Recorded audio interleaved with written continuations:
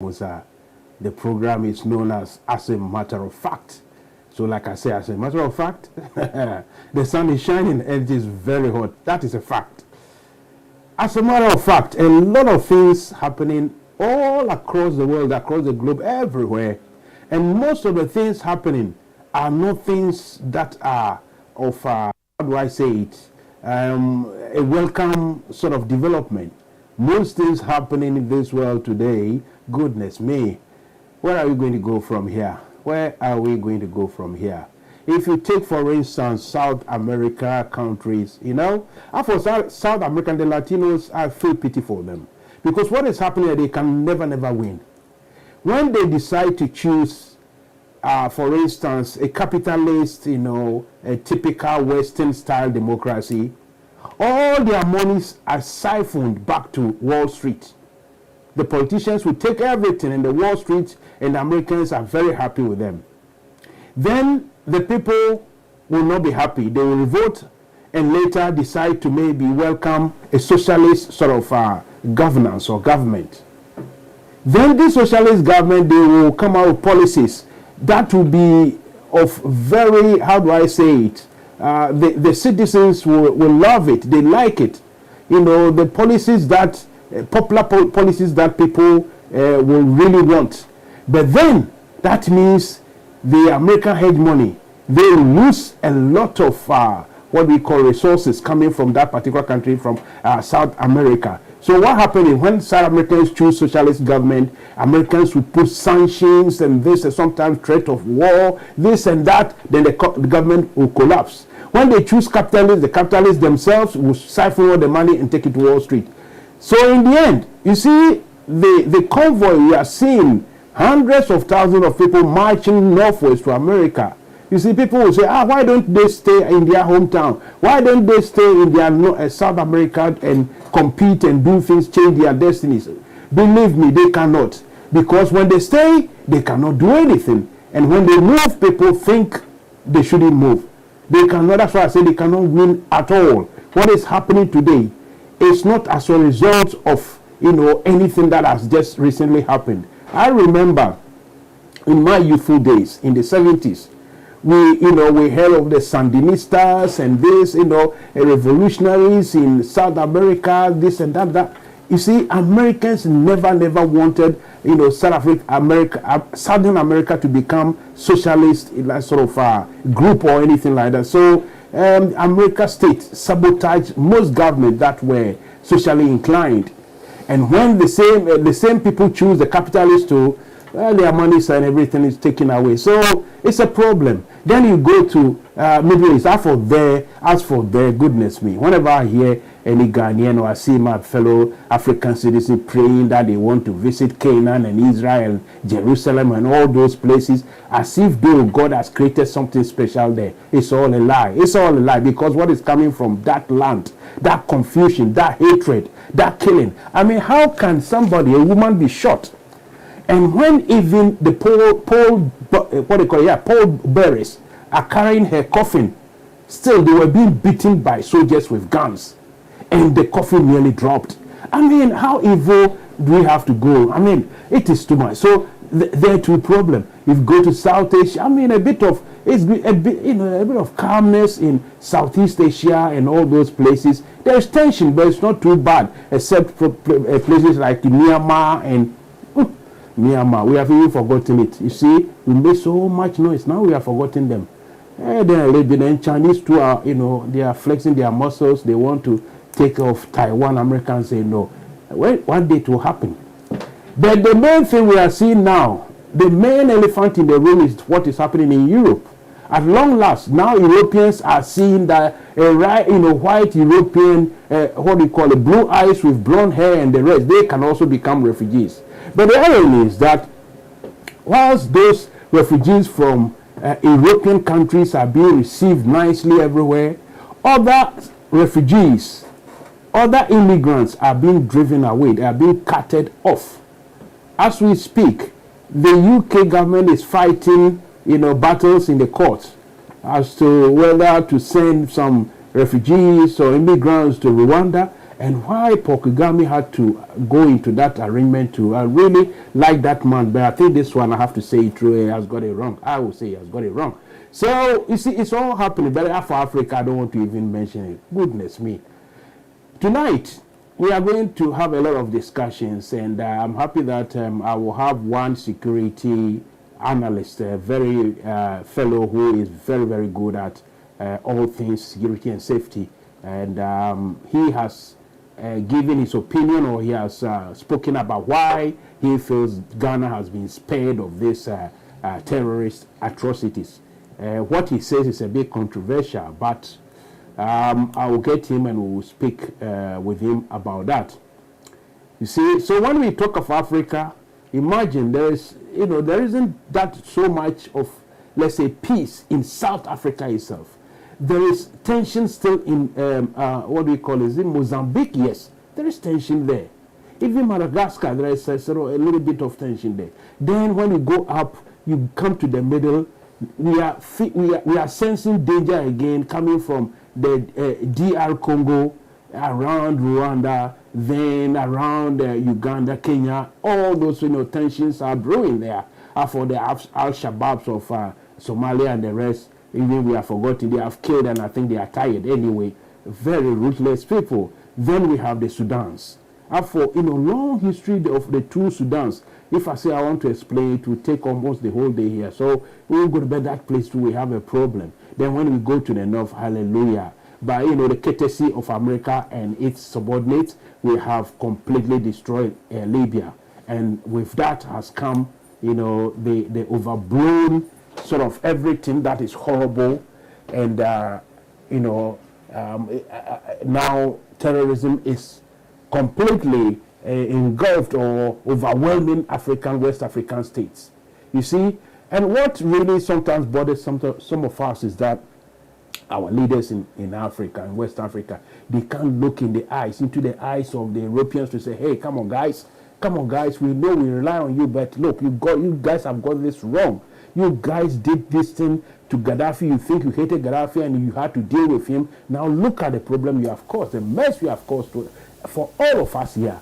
You see, so from the remnants, as a result of the Gaddafi overthrow and the rest of it, now the whole of West Africa is, someone would say, is burning like fire.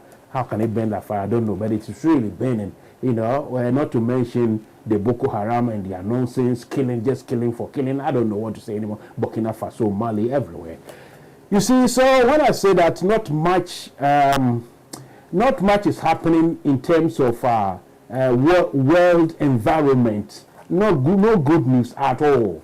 No good news. The only thing, strangely, can you imagine? Russia has been sanctioned. They have been sanctioned to their last whatever, but they are still alive. Can you imagine? Apparently, their ruble is gaining strength and the economy is even running better. How did they do that? We will ask experts. Somebody will come and explain to us how they've done that. But tonight, like I say, we'll talk about security in Ghana. Then, hopefully, if my technical team are able to do their magic and everything works properly, we'll get one NPP parliamentarian. It's a young, dynamic parliamentarian, the constituency of Kwadaso in Kumasi or in Ashanti region, by name of Honorable Kingsley Nyako. Is a young, dynamic MP who come and slug it out with Mansa Musa himself, and that is something to go by. Anyway, so we'll get him and we'll speak to Mr. Or is it rather Dr. Ishmael Normal.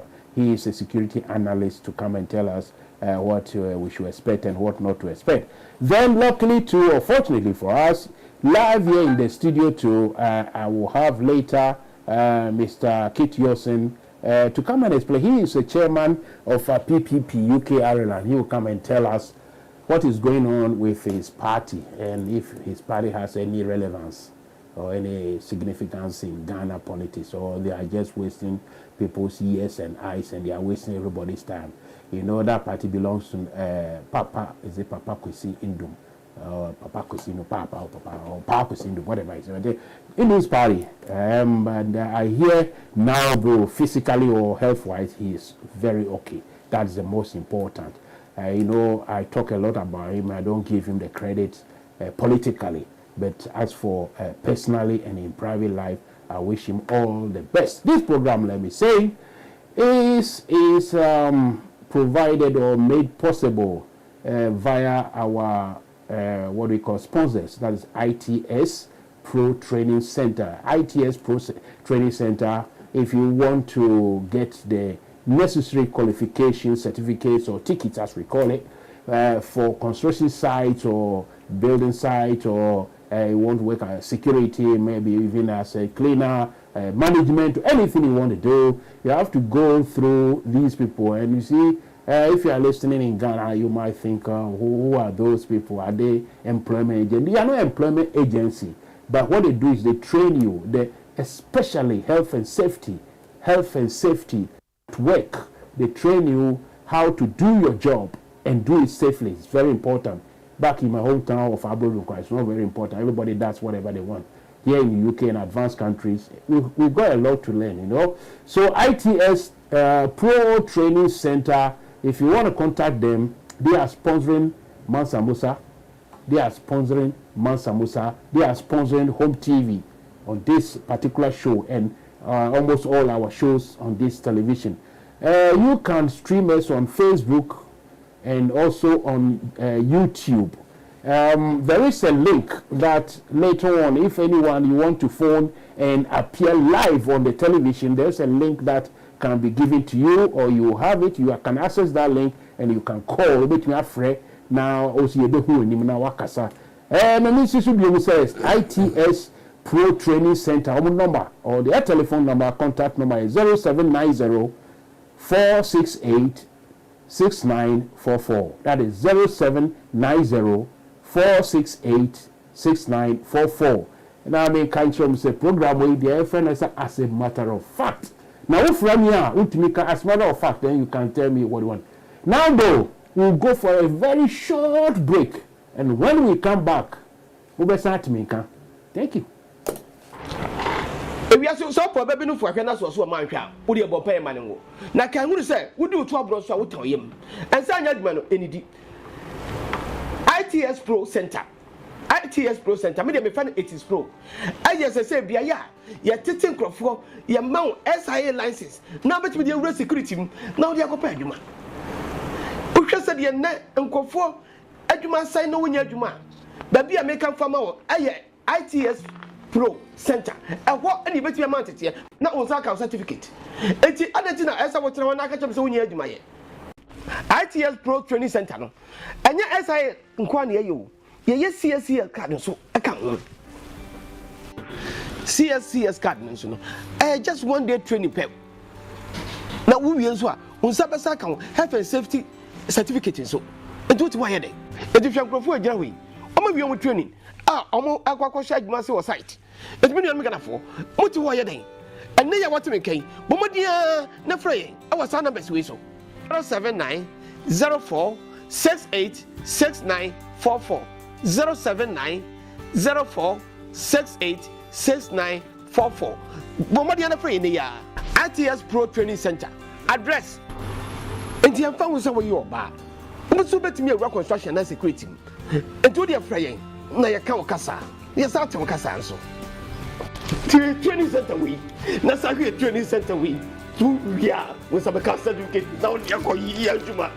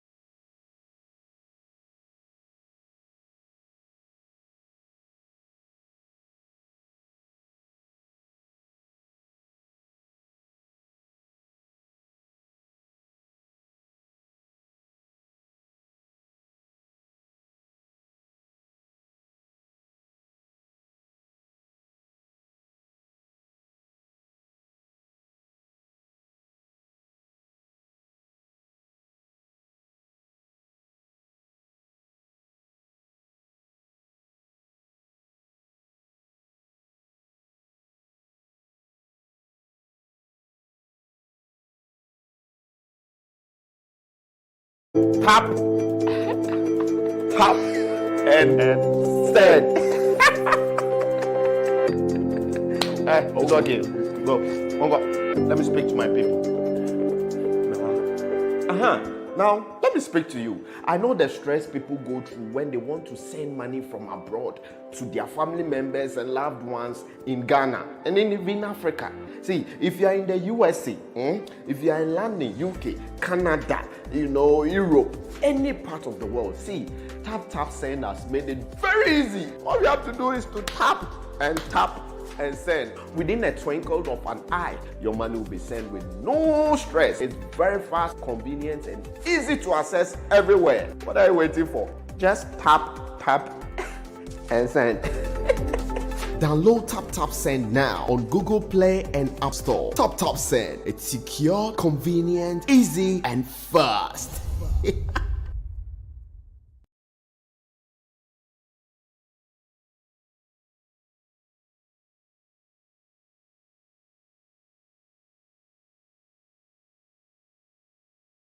Tap,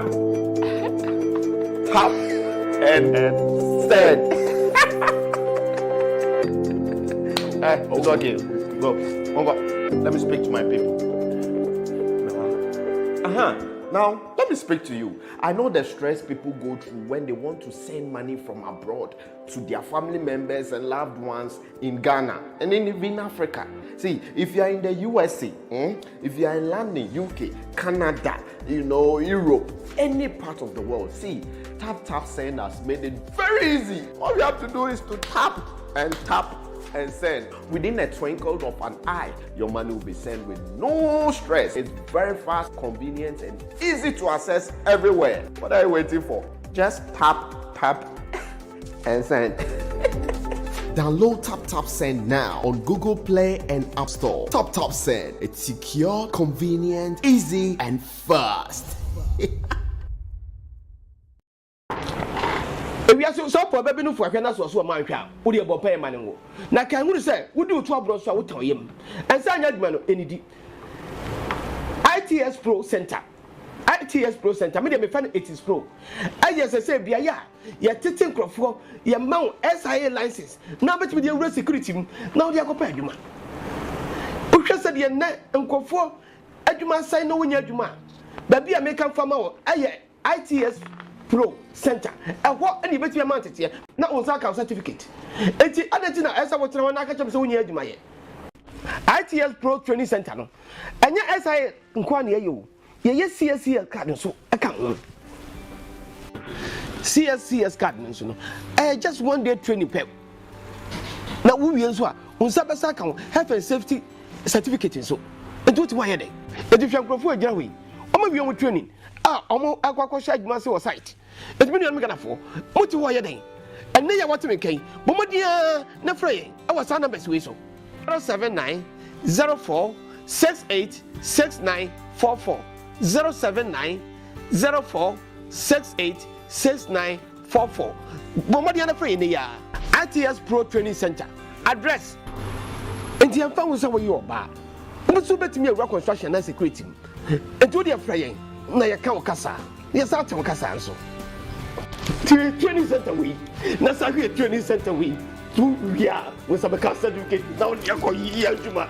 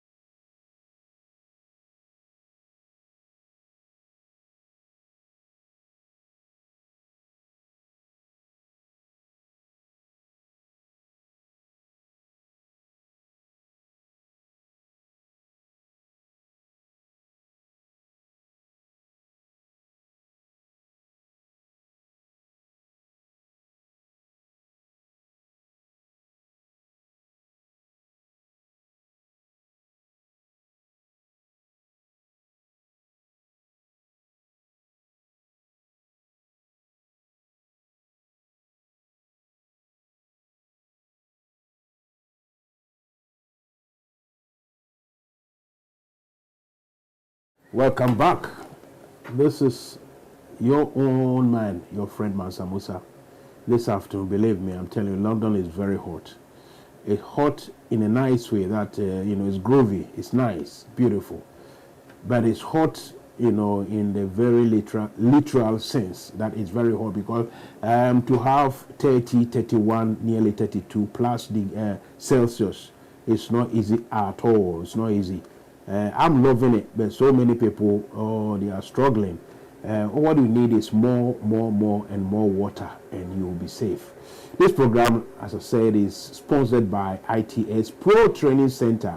They provide people who want to work on construction sites and on building sites, in supermarkets, security, cleaning, junior management, cinema. You need that sort of health and safety certificates, and they will train you and provide you with that certificate, CSCS card, and the rest of it. The number to contact is 0790-468-6944. It's 0790-468-6944. This evening, I'm here with a gentleman who happens to be the chairman of the PPP, that's Progressive People's Party. It's a breakaway party formed out of the CPP. Most of their members originally were members of the CPP. And certain things happened as it does in politics. Things do happen, and certain things did happen. And some people who were, I wouldn't say disgruntled, but rather dissatisfied with certain things, decided to go out and form their own party. They were led by Papa Kwesi Indum, the Ejumara, as he was known, because he provided a lot of jobs for Ghanaians. Now, though, it's another story with him and about him. I've got a chairman of PPP here in the UK. He goes by the name of Mr. Kitty Yosin. So I'll welcome him, and we'll start our conversation here and there till we can get our gentleman from Accra. Exactly at 6. Producer, did we say 6:45 or is it 6:30 for the MP? Is it 6:30? Okay, so 6:30 we'll break to go to Accra via the link, and we'll be speaking to the MP for Kwadaso, Honorable Kingsley Nyako. Mr. Kitty Yosin. Hello. Good evening. Good evening. And welcome to Home TV. It's my pleasure. TV. So you are at home. I'm at home. Thank you very much. Home TV London. You can say HTV London. Thank you very much. I'm proud to be here. How did you find your way through the maze, the London maze to this place? Normal? No, I think it was a straight journey. I had to get the overground. Yes. Overground straight into close to Stratford and Canning Town, I think, and I've got a bus straight to this place. Do you know where you are coming from? Let's say roughly. I intentionally asked you this question because transportation, when you get it right, everybody moves easily, isn't it? Yes, sir. This journey is just like, let's say, roughly from Cape Coast to Abercrombie. Absolutely. You see? Yeah. But it's about 30 minutes or 45 minutes. Yeah. And it was straightforward. It's straightforward. Because the link, the transport links, they are there. You said overground, then we got underground, we got buses and everything. If you are rich like me, you can take, or rich like you can take a taxi, the big black cab. Yeah. You should have come with I do it. Yeah, no, traffic, because of traffic. Yeah. Because of traffic and the parking and everything. It's easier about public transport. Can you believe it? You see, back at home, even now with moto, Okada, it's still traffic.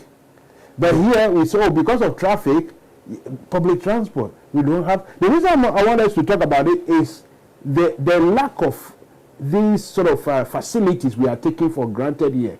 There is no proper public transport in your hometown Ghana.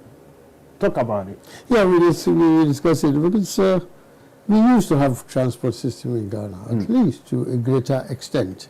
We did have Ghana Railway Services from Accra to Takoradi to Kumasi. It was working efficiently.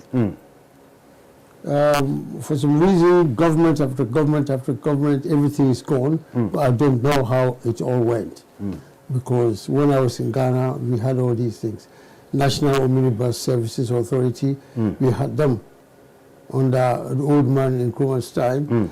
There was these national buses in the country. But today, there's not a single national bus in Ghana. You know, it doesn't surprise me. Because if I may, you've got the wrong people in position, so I'm not surprised. So, what do you suggest to your hometown people to do? What do we do to at least achieve partial, anything resemblance or resembling public transport? Because that's what we need, isn't it? Yeah, but we've got to go back to the drawing board. It's easy. We can reinvent the wheel in Ghana. It's already been invented. All that needs to be done is to bring back the railway station and extend it. National Omnibus Services, bring them. All regions and districts bring these things. And it will cut down on the number of people who are driving their private cars all over the place, all over the country, the 16 regions. That's why the roads are being overused. That's why we have so many accidents all the time. I came here by train and I didn't drive. You know, I came here by train. But in Ghana, there's no train service. Everybody must be on the road. That's where, and the road is not properly monitored by the authorities, be the police or Ministry of Roads and stuff like that. They are not monitoring everything. So accidents keep occurring all the time. It's very disturbing for every Ghanaian, very seriously. As for accidents and every Ghanaian, look, when I'm in Ghana, when I'm being driven, I'm afraid. When I'm driving, I'm afraid. This is the situation, you know. It's sad. When I'm being driven, I'm afraid. When I'm driving, I'm afraid. Health and safety culture isn't there at all. No, I don't think it's there. You see, it's not there at all. That's why you see a big manhole cover broken by the roadside. Nobody cares. You can just fall in and die. Your car will somersault, anything. That's why you see potholes everywhere. That's why people cross anyhow. That's why, you know, there is no proper duty of care here in this country. The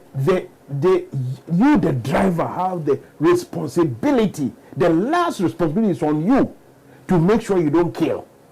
It's not about that somebody got drunk and you walk across you. No. It's all about that you have hit somebody. So the responsibility will be in Ghana. It's not so. So in every aspect, we are not even trying, and that is a shame, isn't it?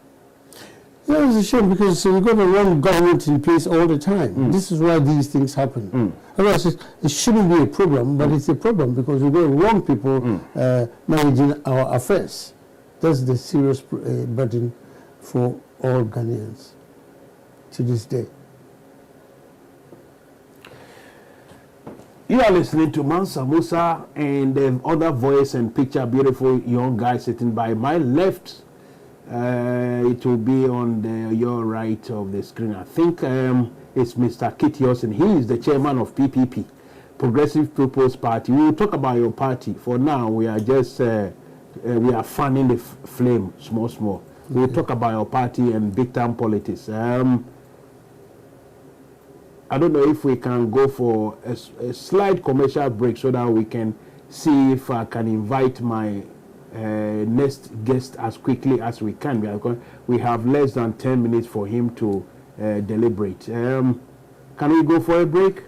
Okay, let's go for it. We are so probably no for Canada, so my car. Would you pay money? Now, can you say, would you trouble so I would tell him? And sign that any ITS Pro Center. ITS Pro Center, me dey find it is pro. I just say bia ya tetin crofo, ya mount SIA license. Now bet me dey real security. Now dey akopɛ adwuma. O hwɛ sɛ dey na nkofo adwuma sign no wonya adwuma. Ba bia make am fama wo aye ITS Pro Center. And what any better amount here? Now on Zaka certificate. Eti adetina esa what na aka chem se wonya adwuma ye. ITS Pro Training Center no. Enya SI nkwa na ye o. Ye CSCS card so aka ho. CSCS card no. Just 1 day training pep. Na wo wie so a unsa besa ka health and safety certificate so. Enti what why dey? Eti hwankrofo agyina ho yi. Omo wie omo training. Omo akwakosha adwuma se wo site. Eti me nuan me kana fo. Moti wo ye den. Enne ya wote me kan. Bomodia na frey. Awa sa numbers we so. 079 04 68 6944 079 04 68 6944 Bomodia na frey ne ya. ITS Pro Training Center. Address. Enti amfa wo se wo yi oba. Mo so betimi awura construction na security. Enti wo de frey na ya ka wakasa. Ya sa ta wakasa nso. Training center we. Na sa training center we. Tu ya we sa be ka certificate na on ya ko yi adwuma.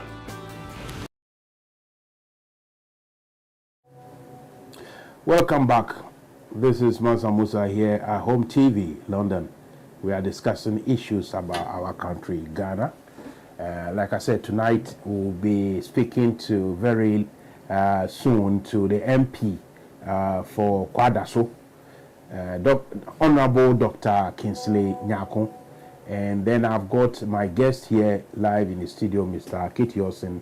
But now though, let me, if we are ready, we can go to Accra to speak to a security expert, an analyst, someone who deals with security and everything concerning health and safety, so to speak, as we call it here in the UK. He is by the name Dr. Ishmael Norman. Good evening, Doctor.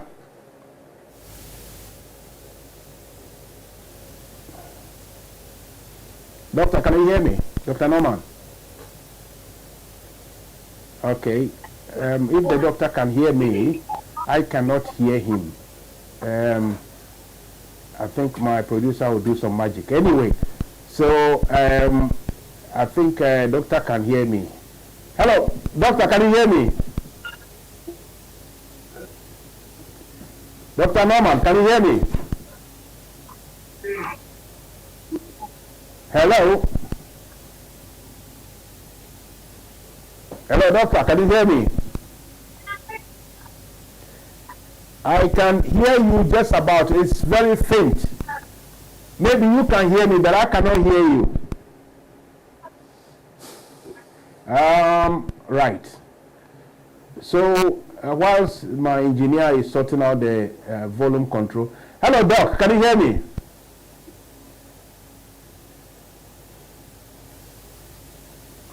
Dr. Ishmael Normal, I can see you. I know you can see me.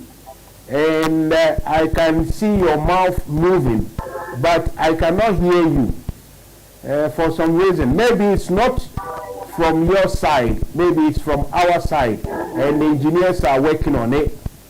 So, hello, doctor. Can you hear me, Dr. Norman? I keep asking because I cannot hear you. Can you give me a thumbs up, doctor, if you can hear me? If you can raise your hand and give me a thumbs up, like this. Can you hear me?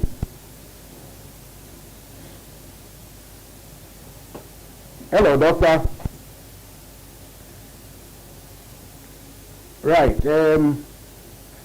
This is technology. Sometimes it happens like that. So before we can connect to the security man, security, how safe are we? What do you think? I mean, not here in UK. As for here, we are being protected somehow. In Ghana, in West Africa, how they gradually encroaching into our domain. The horrible people, and they are gradually coming into our domain, isn't it? Yes, it is, and it's very concerning because I'm concerned about our borders in Ghana. I'm worried about our borders, national borders. That's Togo, Burkina Faso, and Ivory Coast. Very dangerous. We are in there. We're surrounded by these countries where troubles easily Everywhere. flare up. Almost, yes. Yeah, that's right. And I wouldn't say we are lucky, but we are not cautious. We have not taken the necessary precautions to avoid any infiltration, if at all it happens. I'm saying this because a few years back, somebody glided his helicopter into the western region, Hafasni part of Ghana. A helicopter from that part into Ghanaian soils, but he got away because nobody arrested him, and he said it was a mistake. So he glided into Ghana mistakenly, and this was about 2017. Yeah, around about 2017. Ghana armed forces were nowhere. Let me quickly come in and engineer, if you can let the doctor know that sometimes maybe he has muted his microphone. It's possible that maybe he has muted his microphone because it happens sometimes. So, as much, yeah. Yeah, carry on. Well, somebody glided into Ghana in error and he got away freely. You couldn't do this in any advanced country and get away. You will be apprehended or arrested straight away. You know, even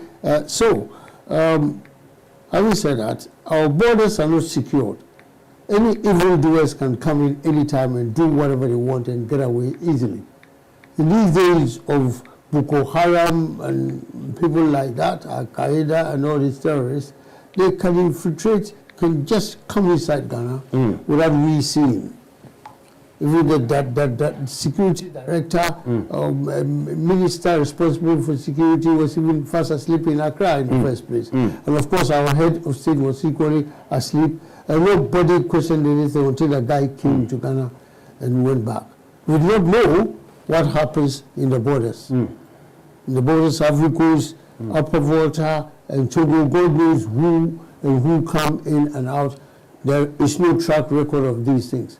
So when we are talking of security of the nation, we want all the maybe now they are doing much better. I don't believe they are doing much better, because I know that people live in Burkina Faso, they've got their farms inside Ghana, and vice versa. People live in Togo, they've got their farms inside Ghana and vice versa, and they are the same token, Ivory Coast.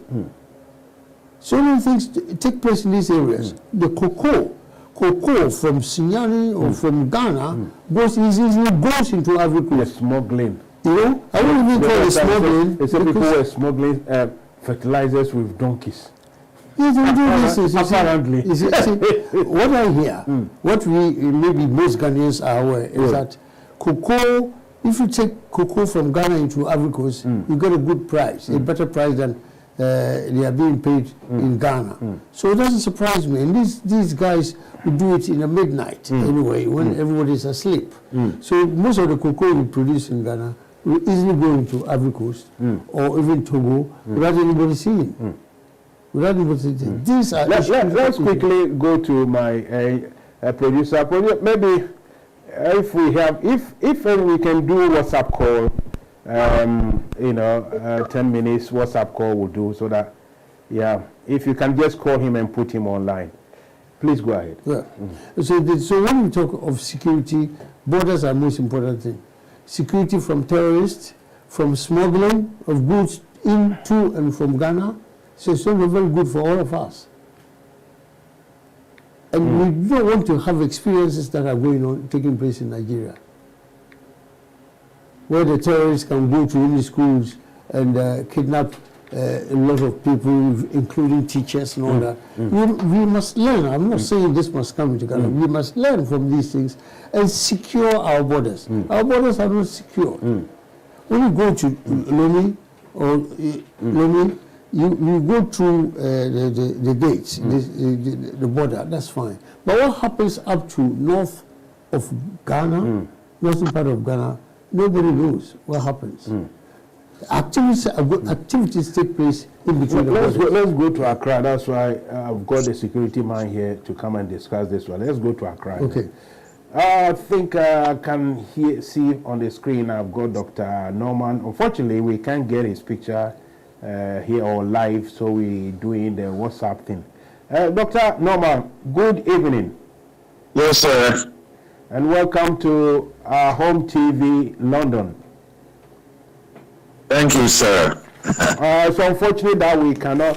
Producer, I don't know if you can put a still picture side on the TV so that people will see him. That would be beautiful. Yeah. Let's the carry connection on. is not even that reliable. I understand. I do it. So we'll try and do it as quickly as we can. We have already, we've gone far beyond the time allotted anyway. Right. Dr. Norman, I read a report about you which states that Ghana somehow has been spared this deadly terrorist activities or atrocities. And according to the story, this is because we as a country gave homage to Gitmo 2 people. Is this not a simplistic sort of assertion to make? And also, maybe it's bordering on what we can say a dangerous comment. What do you say to that? I did quite a bit of analysis before I made that statement. If you look at all the countries that received the Gitmo prisoners, none of them has been attacked. So there must be a reason for that, and there must be a correlation. So it is from that assessment that I made that conclusion that it is possible that that could be the reason. Togo has been attacked 3 times in a very, very short while. Burkina Faso, and these are countries, and the Cote d'Ivoire, Ivory Coast, also have been attacked. Not multiple times, but at least they have been attacked. As for Burkina Faso and Togo, they've been attacked multiple times. So when you look at the incidence of the attacks, and then you compare that to countries like Ghana and the others that receive Gitmo detainees, there must be a connection. And that connection for me... Yeah, okay, go ahead, sir, go ahead. Yeah, presupposes that it is possible. So this is a hypothetical situation that we need to prove, we need to delve into it. And the only way we can ascertain...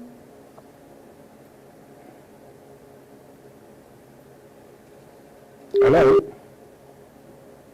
We've lost him. Yeah, usually that's the unreliability of WhatsApp. that was there to see whether they have a network communicating with terrorist groups. Hello? Yeah, go ahead. You went off air a little bit. So but it's I've okay. landed. Go ahead. I've landed Go on ahead. that Yeah, submission. go ahead.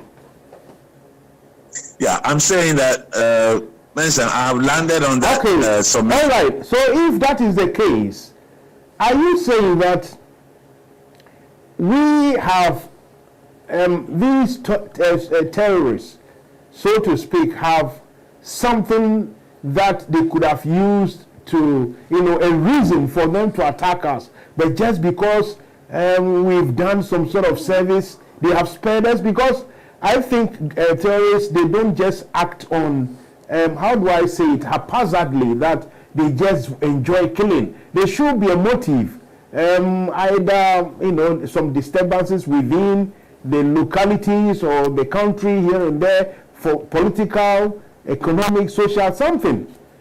Is it that either we in Ghana have been able to relatively maintain a very cordial coexistence between everybody, rather than to think that, these terrorists, because we gave the Guantanamo Bay guys a refuge, they are sparing us? That is, the simplistic view of what, how I see your assessment.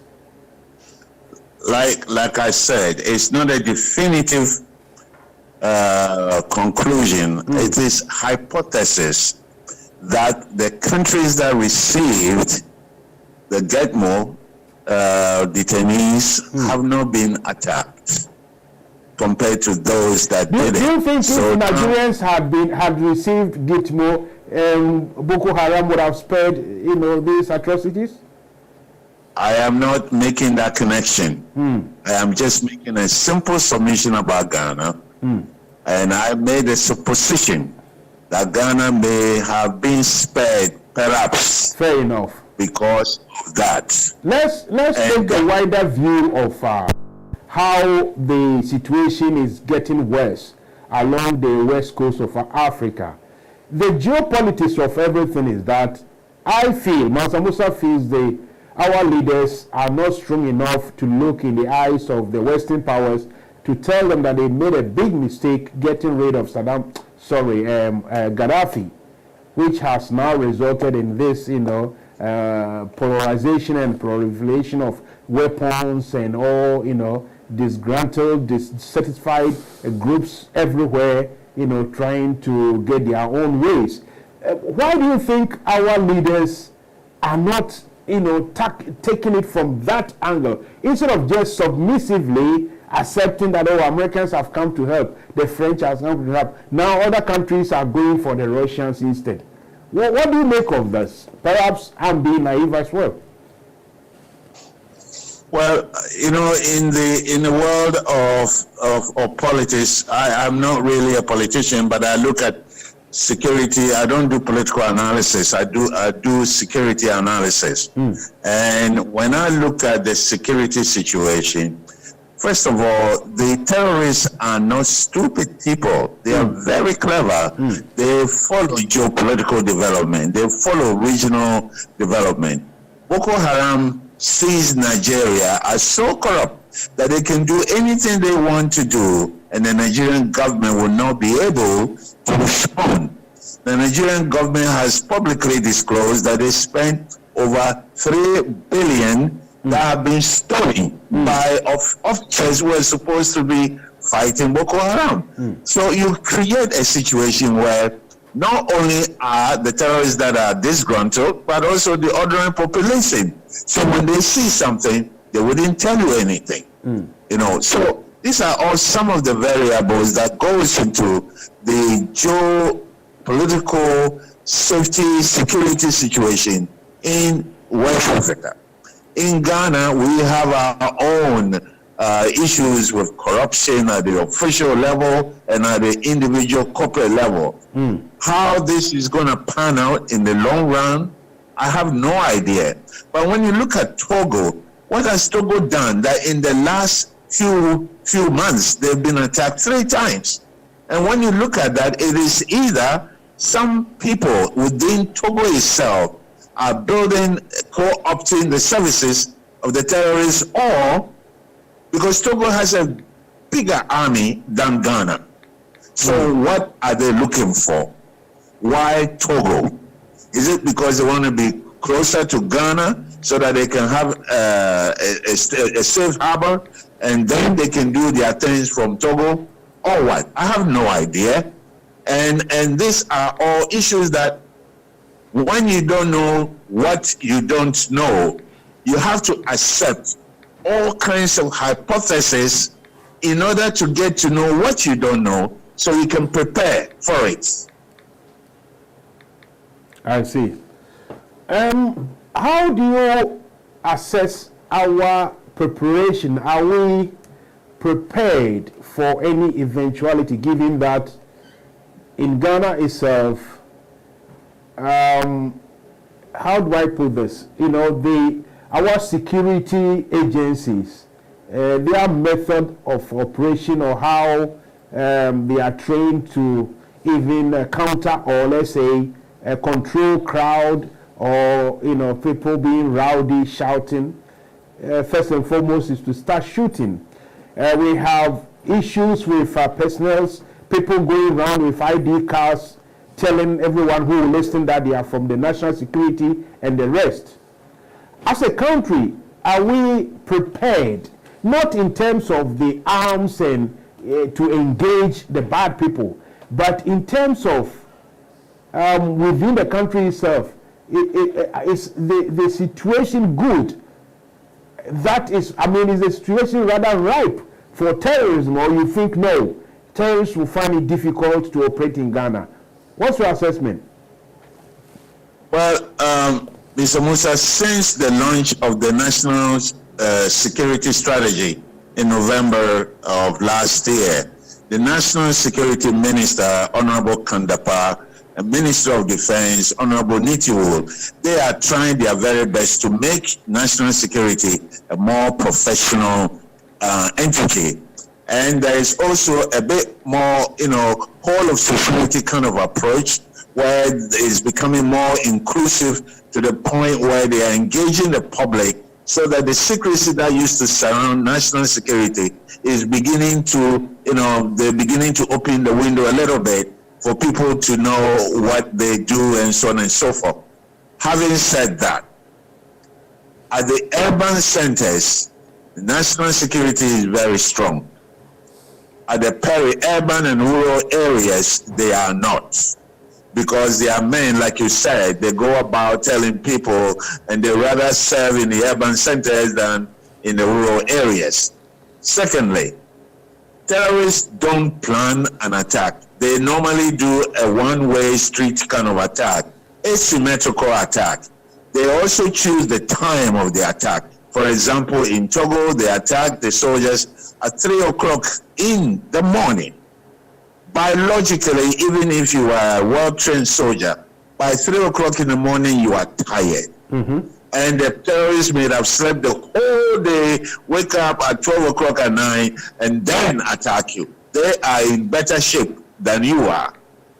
So in terms of preparedness, every country's preparedness has gaping holes for terrorists or for criminals to pass through. Not all the activities happening are made or done by terrorists. Some of them are done by terror for profit bandits. They're going after institutions, market, they're raiding market for profit, for money, for meat, for cow, for whatever. So preparedness cannot be 100%. But the way I see it is this: the Ghana Army is very strong. Ghana Police Force, immigration, and the rest. I'm not making a case for them, but I know that as we speak, we have these groups of service personnel in a lot of strategic positions around the country. It doesn't mean that Ghana has a Teflon cover against terrorism, because sometimes when the terrorists are already in your midst and they have married your women or your men,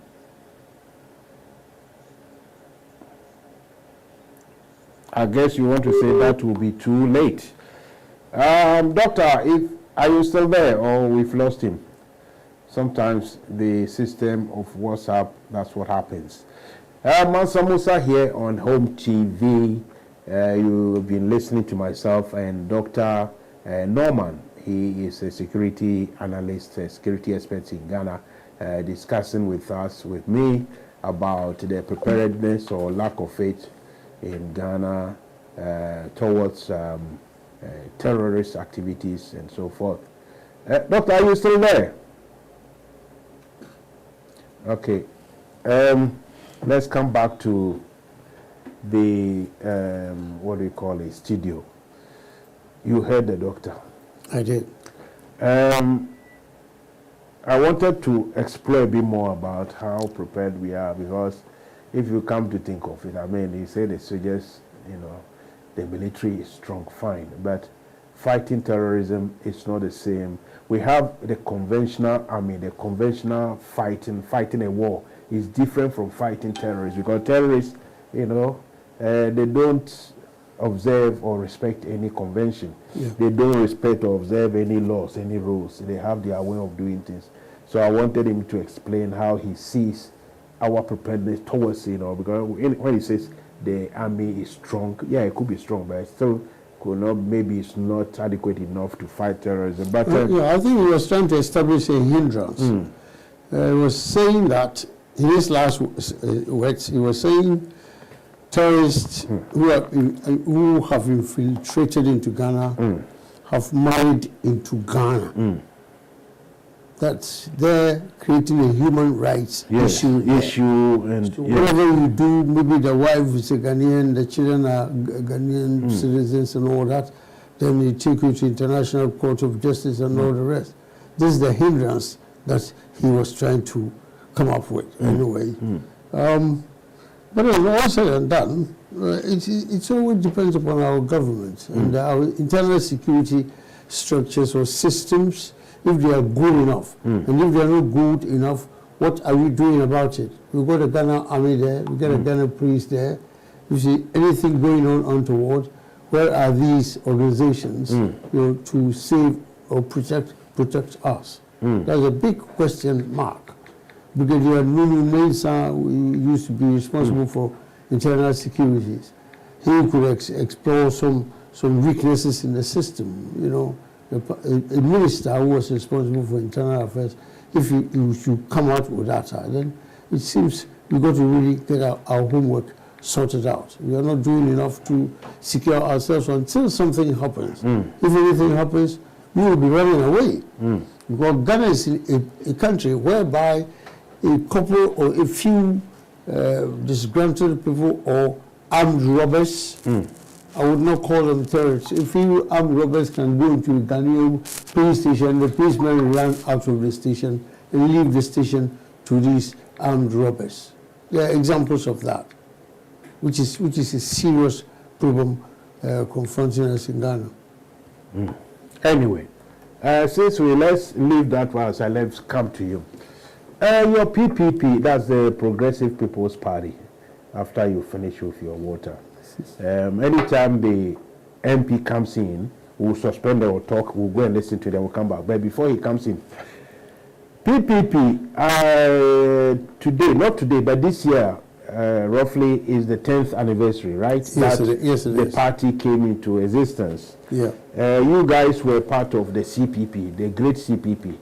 Yes. They're great, but not so great. They're not very, how do I say it? CPP was great. Yes, it was, but it was great when Nkrumah was running the show. Yes. After him, all of them, almost everybody has become unreliable, untrustworthy. Almost everybody, Kabila and all those kind of people were in CPP, and they can easily go and join the UP tradition. I'm surprised. Anyway, so you guys left. Roughly and quickly, I don't want to details. Why did you leave CPP? I know you personally, but the PPP people. Why did you leave? Yeah, we left the Convention People's Party because they were not being consistent. They were not being consistent. After the CPP was prescribed a long time ago by Buzia and Co., you know, after first coup d'etat and all that, they prescribed the Convention People's Party. So it would be wrong to belong to that party. So we went underground, if you like. Sure. Naturally, you have to be underground because if they saw you as a CPP person, God knows what can happen to you. We understand that. Rules are rules. And it went on for a long time. It's only Rawlings who came in, I think, after 1992, for the Republic, before CPP had the option to come back as CPP again. In between that period, CPP members we kept quiet, some of us kept quiet, some joined other political parties. But sadly, I think about 90% of our CPP people were to form the NDC anyway. You know, Rawlings had a gun and know that he had the support, he was charismatic and all that. So CPP people just joined NDC because as a CPP kid myself, there's no way I will go and join UP or MPP. It cannot happen. So you want to say it was easier for the ex-wild CPP people to align themselves with or to NDC Rawlings. It was easier for them to do that rather than going to join UP tradition. Not even easier. That was the only choice. Do you understand? Because I know one or two of your people went the other way. Yeah, I tell you, like Freddie Blair and the rest of them, they went. Yeah, I would call them traitors. But serious CPP, COCP. West. You see, Traitors. that must be traitor. That's too much to. No, it's not too strong. It's true. You know, I know Freddie Blay personally. You know what I mean? But we are talking business here. You know, so our people had nowhere to belong, and there's no way myself I would think of joining Buzia's party or UP. That's a natural thing, you know. So they went there because they had no place to go. They had to follow Mr. Wallace because mind you, Mr. Wallace had no political idea at all. He didn't. But because of the popularity that he garnered from Ghanaians, he thought he could do something. But no, I have never read any of his philosophies or his ideas or you know reasons. I don't think Wallace had any proper written philosophy or idea. That's a point. I mean, or even explanation. You know what I mean? I've never seen any. He only thought, you know, he only thought he could entrust the sort of some sort of belief into the people to follow him, to clean up the system, so to speak. Whether he got it right or wrong, we don't know. But then, let's stay with your party. How you managed to split up.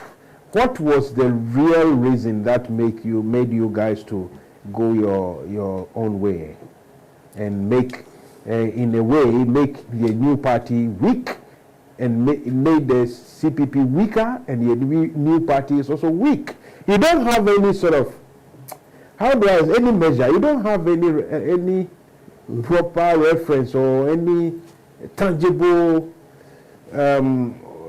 reasons? No reasons, but you don't matter much in Ghana politics. No, I think that's another story. You are irrelevant in Ghana politics. No. We are relevant, and I'll explain why. Are you sure? Yes. In November 2011, some stories that were coming out of Ghana were uncomfortable stories we are hearing. That India must get away with this nonsense. I remember that. That was November. I don't understand. There was some verbal from a CPP official. So it's like people didn't like Indum's way of doing things. No, I wouldn't even say so. I wouldn't even say so. But in every situation, there's some disagreements inside any political party. But if it's very controlled, we observe our disagreements, we resolve them internally. Yeah. But this one, it just came out, and I was very unhappy. Because myself, I was in the CPP in the United Kingdom here as well. Apart from that, the fact that I grew up a CPP kid, over here in the UK, I've been part of the CPP. So when that caption came out, this is Modern Ghana, it's a big one. That caption comes out, and this is a position where we were going to plan to go to the next general election. Yes. We were going to go to 2012 election. And if there's a fight within misunderstanding within the CPP, and these statements come out from important personalities. Yeah, that's what I'm saying. You know what I mean? So, I don't want us to delve, to take a long while. But it's really there was misunderstanding between the hierarchy in the CPP. I think disagreements, rather. Disagreement. Okay. So it got to a point. There was no reconciliation. There was no. It wasn't possible to reconcile with anybody. So Dr. Indum had to take his people away to destroy the CPP. You see, the reason Dr. Indum, Papa Kwezindu, did he love Nkrumah? Why not? He's a Nkrumah kid just like myself. Yeah, I'm trying to because he has destroyed Nkrumah's party. No, he's not. By moving away. No, he is not. He made a valid point. Where is he now? Is he watching anyway? Can you ask your people? If you haven't shared the link, I'll give you time to share the link. I'll share the link to Dr. Indum already. Give me this one. Give me this one. This is Papa Kwesi. If you can see on the screen, it's a bit far away, but that's Papa Kwesi Ndum and his party PPP. The rep here in the UK, Mr. Kit Yosin, is the one defending vehemently. I wonder if he's winning, but no, not many people win against Mansa Musa. We shall see. Anyway, please go ahead. It was a very serious and logical point, because I found out why the differences. Dr. Indum said clearly, he said in 2011, He said, no, let us choose our flag bearer for 2012. Yeah, so wanted the CPP to choose their flag bearer. Yes, in 2011. Yes. And some hierarchy within the CPP didn't want that. I said, no. They said, no, wait. They told Dr. Indom and everybody, wait until May 2012. 2012. Okay. Before we go to Congress and select our flag bearer. Yes, and what was wrong with that? So the hierarchy, if it's somebody who is a team player in politics, if you want to be the only person, then you are going to have these problems. If he was a team player, he would have just said, like me, I'm a team player. I'll say, okay, fine, thank you. I will sit back and leave it with you. Why didn't he do that? Or because he thought maybe he had the dough, he had the money, so he can walk over everybody. No, it was not about money. It was about logic and reasonableness. So who wasn't reasonable? Is it the other side, CPP people? Whoever disagreed with Kuzumbo at that time wasn't reasonable. For saying that, Papa, wait till next May. Papa said, maybe we'll be late. Papa said, we'll be late. He said, no matter what, even if we be late, that's the laws. That's our bylaws. So why don't you follow it? No. Then Papa was said, okay, match him ball. No, that's it. What happened again? Yes, sir. You're making it simple. You see, the fact is that... No, sir. The fact is that in 2011, yes, this argument was there, Dr. Imam didn't tell me. I asked so many members of the CPP and Progressive People's Party. That's why I got my information. I can write a full story about that. And what it is that in 2011, we had got Professor Atamis already, going for NDC. Even in 2011, we knew that Atamis, the late president, was going to represent the NDC. And we also knew that Nana Addo Dankwa was also going to go for NPP. This is in the year 2011. But if some factions within the CPP are saying, wait until 2012 before we go to Congress to elect our flag bearer for CPP, my goodness me, then we're giving that person about 6 months only to campaign, when NDC and NPP, we all knew them over. They campaign more than 1 or 2 or 3 years. That did not make sense. And it will frustrate anybody out of this. So naturally, there has, what a man must do what a man must do. Make a decision. Excuse me, to hell with it. I'm no longer part of it. And those of us, so when Dr. Indom left, those of us who also believed in the CPP, believed in Nkrumah's ideologies and all that, we thought, come on, there shouldn't be, there's something wrong. So we want to find out. Particularly, I was here in the UK. I was not in Ghana.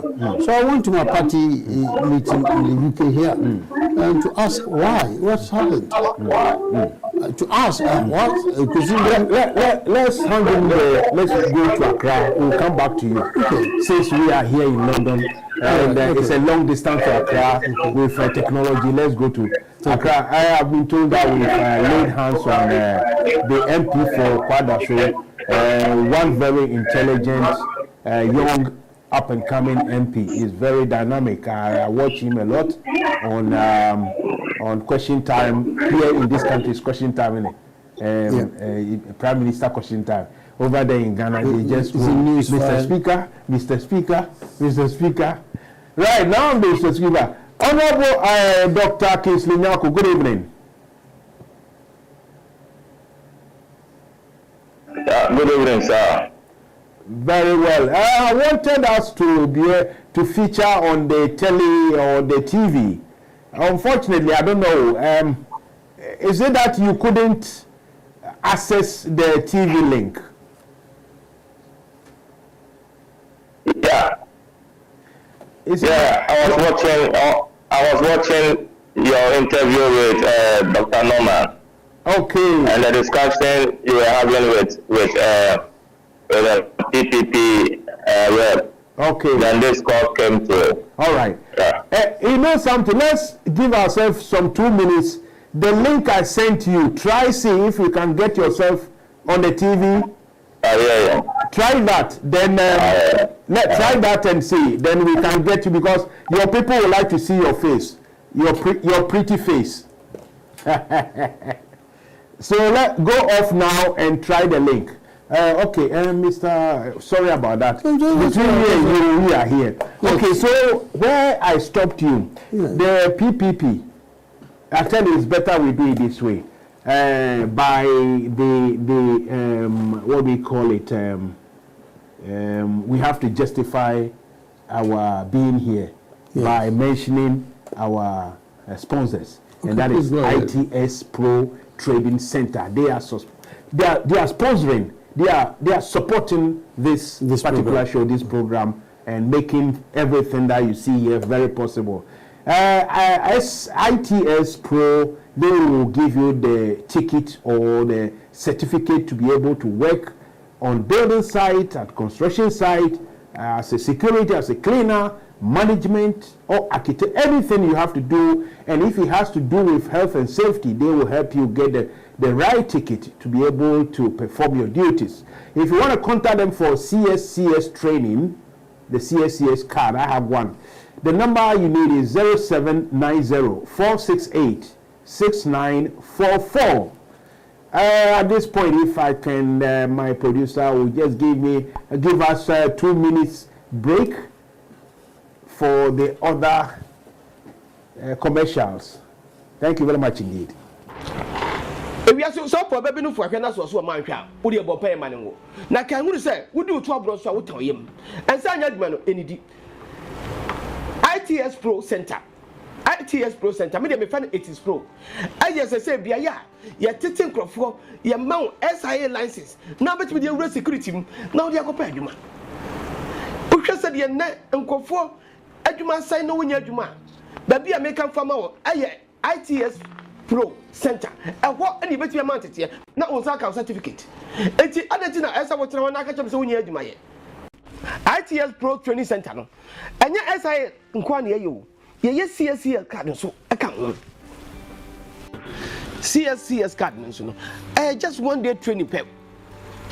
Now we answer on Sabasa account health and safety certificate so. And do it why day. And if you are for a journey, I'm going to training. Almost aqua shag master site. It's been a mega for. What do I day? And now you want to make a Bomadia Nafray. Our son number is so 079 04 68 6944 079 04 68 6944. Bomadia Nafray in the year. ITS Pro Training Center. Address. And the found was over your bar. But so bet me a rock construction and security. And do the afraid. Na ya ka okasa. Yes, out okasa so. Training center we. Na sa training center we. Tu ya, we sabe ka certificate. Now ya ko yi aduma.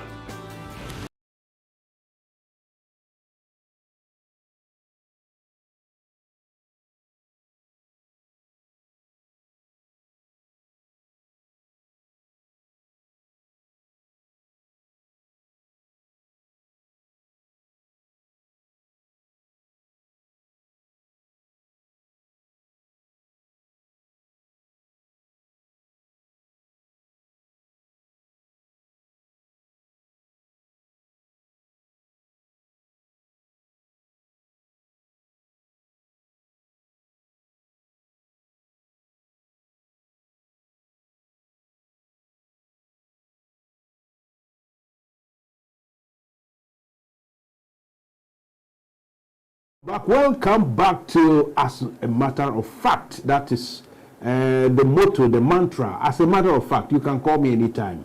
As a matter of fact, you can disagree with me. But I love it, as a matter of fact, to rather agree with me, to be on the safe side. If you agree with me, you are safe. You see what I mean? Mansa Musa is live with Mr. Kit Yosin, and very soon we'll be live with Dr. Kingsley Nyako. He is a constituency MP for Kwadaso. Like I say, he's a young MP. It's not like they're very old and gray head like mine. No. He's very young, highly trained, intelligent fella. and we are waiting for him to join us on the screen somewhere. Whilst we wait for him, let's go back to. So, Dr. Papa Kosi, as I said, is that when he was told that, look, you can't have your way. It's all crowd, and you know, Nyabuta mine, Afidua, okay, me producers, Yen Quackranti, my Quackram. Dr. Nyako, hello, welcome. Yeah, thank you, sir. Very good, very good. My producer is saying I can see your face very well, but hopefully he will get us. I mean, where your picture, your phone is, maybe you have to position yourself properly in order to get the full view. But if you are listening to me, are you in Accra or you are in Kumasi? Hello. Doctor, are you in Accra or you are in Kumasi? I'm in Kumasi. Okay. Let's hope the signal will stay strong. Let's start straight away because of the time. Straight to the point. The economy. What I want to ask you, doctor, is that is it your opinion that it is the fault of external factors only, that the external pressures that has caused us these problems, the situation we are in now, or you think those in charge, they got some things wrong? What do you say, doctor? Oh, okay. So let me say a very good evening to your listeners and viewers. You know, what I want to say is that before 2020, our economy was doing so well, because you look at the fundamentals of the economy, the indicators, they were looking good. You know, so the science showed that the Ghanaian economy was recovering from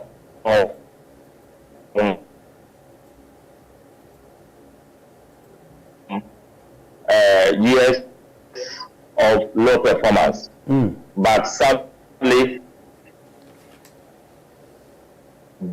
the advent of COVID-19 and subsequent events brought some pressures on the economy. I mean, if we are candid with ourselves and we look at the indicators, you will see that we were able to obtain 3 consecutive years of sustained GDP growth. You could also see that we were able to do,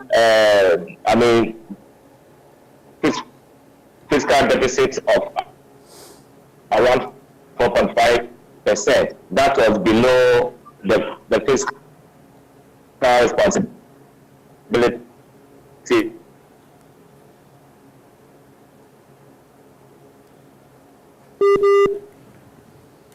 Hello, doctor, are you still there? Yes, it dropped. It's dropped. You people, well, viewers, you have to bear with us.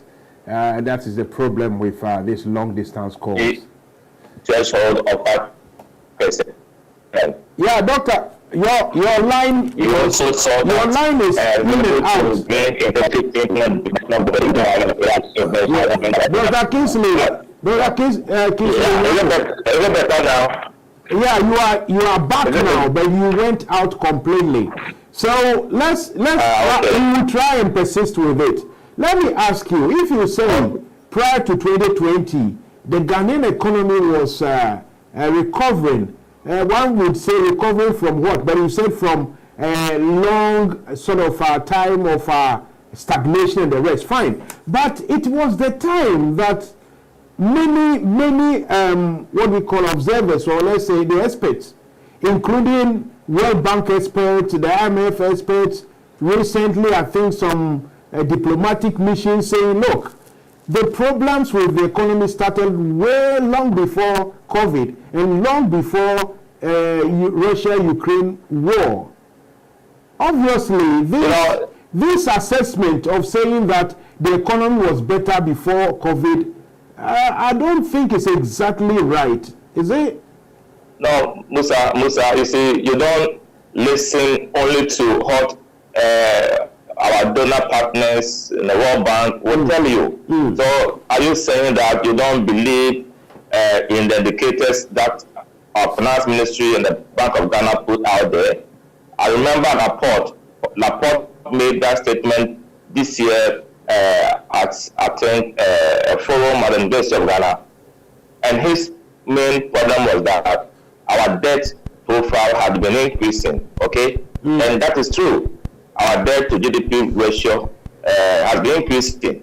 But if you look at our historical data, you realize that our debt to GDP ratio has been increasing over the years. Okay, before 2029 when NDC took over, I mean, and when they left office, I think the debt to GDP ratio had moved from about 24% to about 54%.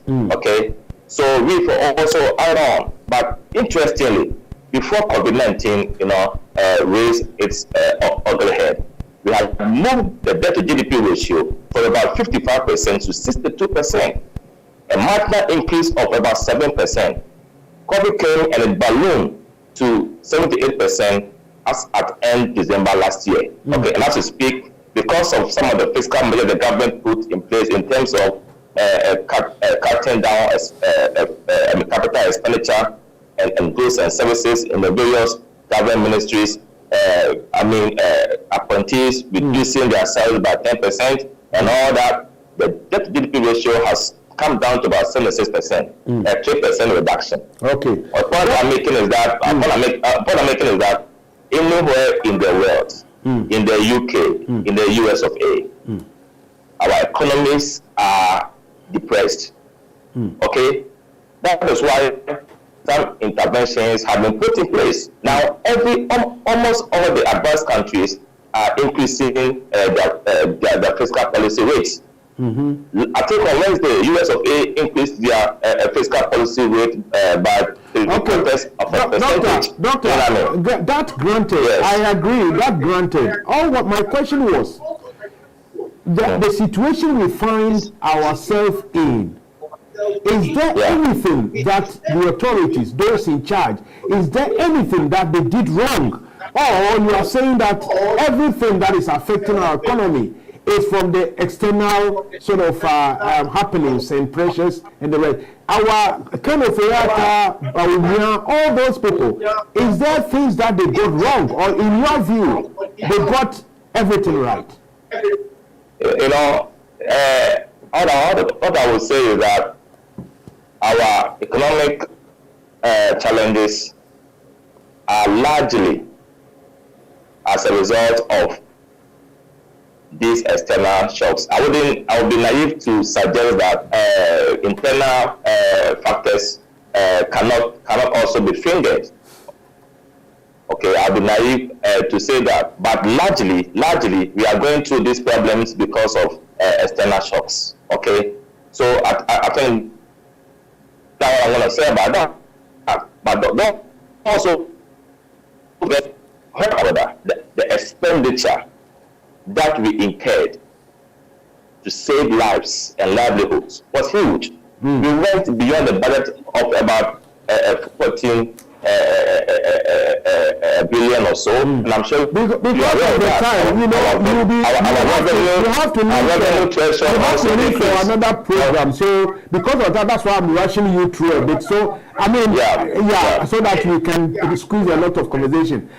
So you accept that there is some sort of internal what do we call it, internal reasons that has contributed to this sort of situation. Can you name any of the internal, the local problems which might have affected our economy? Also, I said that the excess expenditure over the budget, okay. In addressing the COVID situation, dislocated our budget and the economy. because we spent in excess of I think 14 billion, and our revenue also reduced by 11 billion. So obviously there was dislocation in the economy. Okay. So these were issues that don't talk about incompetence on the part of the government, but it had to happen. In our own families, I always give this example, in our own families, if an adversity hits any family, you will try to do all that you can, at least to save lives. Then later, you try to see how you can bring balance into your family. And the same thing applies to government. This government has done so well. But you see, and the interventions we put in place, because we know the challenge, we know the difficulties, and hikes in prices and all that, we know that. Almost every day, you see that fuel prices on the web market are going up. And we're talking about deregulation. All these things affect us. Okay? It leads to a lot of fares increasing, energy issue and all that. They are all affecting us. That's why the government, trying to sue the things. You say the COVID has also contributed to this what do you call it? But you see, this argument I think is now running very thin on the ground because COVID. One second. COVID came and it came with its troubles, but really, the sort of monies that the government actually received because of COVID, monies that in any case or they wouldn't have received in billions of Ghana cedis. We cannot say that financially COVID did so terrible to our economy in terms of the finance. So why do you realize the good omen that, so to speak, in inverted commas, that COVID brought, but only talking about how you think it has offset so many things? I don't get it. So I think I've made this statement. I think on the floor of the House that COVID, had two main effects: blessing and a curse. Because blessing, because it showed us some weaknesses in a climate that we had to deal with. Okay, and curse because of the damage it did to our environment. It is true that we got some monies when COVID happened. According to the Ministry of Finance, about 18.1 billion. Some people are talking about 32 billion, and that is a flat lie. And they mentioned 32 billion by using current exchange rate. That is wrong. You need to look at the rate when the money was given and disbursed. So as far as I know, 18.1 billion. You see, these monies were used to sustain the economy. Don't forget that within that period, production had gone down, okay, because there was lockdown, some institutions were running, and all that. Production of what? Exactly. Production of what? No. I'm talking about productivity because of lost labor. Oh, sorry, one second. Productivity. You see, Doc, the point is, you had these huge sums of monies, and we are even told that the revenue collecting authorities collected even more in terms of revenue. They had more than even anticipated. Listen. Let me tell you something. If we say that we exceeded revenue, okay? Yes. We exceeded our target. Yes. We exceeded our target. Yes. It doesn't mean that we have money to do everything. Okay. That is the mistake people make. We exceeded our revenue for that fiscal year. Because of your time. Let's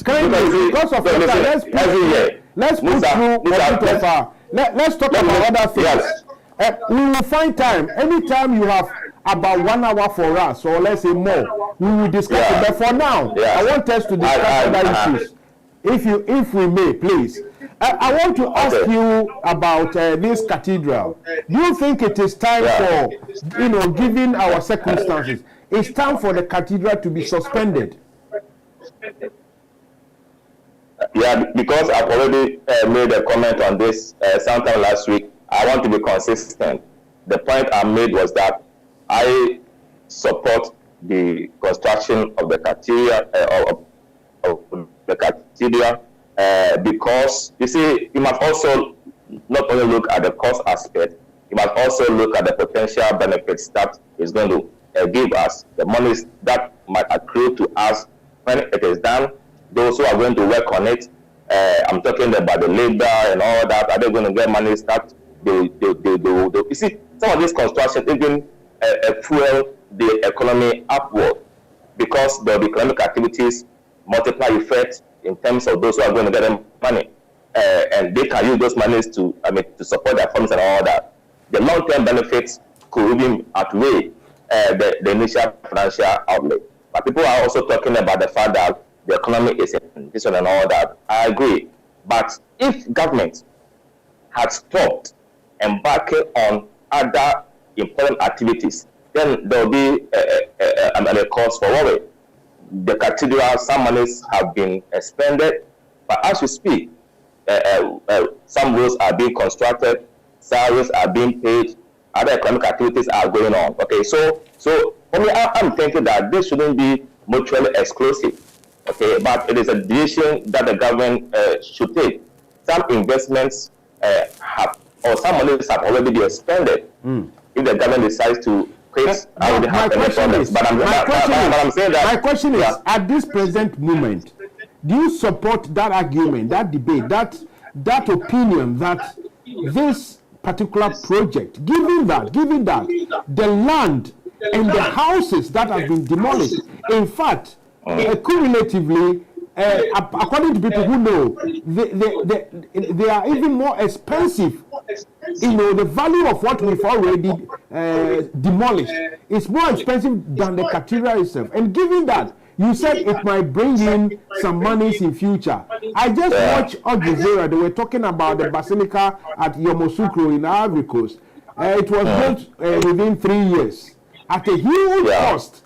And it is bigger than even the basilica at Rome or in Rome. And yet it has not realized anything. 26 years ago, it hasn't realized anything. Where are we getting this notion that Ghana's cathedral will bring in money? So, Mr. Vice President, are you suggesting that if, for example, A fails, then automatically B is going to fail? Is that your position? You give me only one example. You've not given other examples. One example to support why that. You think A has failed, but B will not fail? Will support. No. I'm saying that before. We don't have to do this kind of argument, because Basilica at Yamoussoukro has failed. Then it means that this one is going to fail. Yes, I think so. I'm relying on you to convince me and others that look, Basilica failed, but Cathedral will succeed. Tell me, explain why you think that's why I'm giving you in my initial position that I think that is something for me. If the government had stopped other important activities and focusing only on this, then I have some problems. Okay, but if other activities are ongoing and this is being done, I'm not in principle against it. Okay, that's the point I'm making. I'm not in principle against it. But I want Ghanaians. I want Ghanaians to also examine their returns. If it is done, we should ask ourselves question: is it possible that when you look at the financials, at the end of the day, in the long term, it can give us some kind of revenue that will offset the initial financial outlay? Those who are going to work on it right now, can they also get some monies to be able to cater for the family, spend in the economy, and also that will create jobs and expand the economy? Doc, that is argument must go on. Time. It's not my time, but your time. I want to rush you quickly. Last question on the cathedral. Yes, apparently, some amount of nearly 200 million cedis have been spent. I have checked. We've seen the structure, the base, the area, the site. Do you think that nearly 200 or over 200 million cedis spent is money well spent? Given that even there's no there's no foundation, nothing, and apparently workers have been laid off. They've been told to go home. Do you think that amount of money have been well spent? No, sir. Yes, sir. No, sir. Yes, sir. Listen, the 200 million cedis or so figure was put out there by Honorable Okuleto Ablakwa. Luckily for us, have you challenged it? No. Sorry, have you challenged it? Wait. My brother, wait. Okay, Luckily for us, next week Wednesday, the finance minister is scheduled to come to Parliament and respond to the issues. So when he comes and responds to the issues, then we can take the debate from there.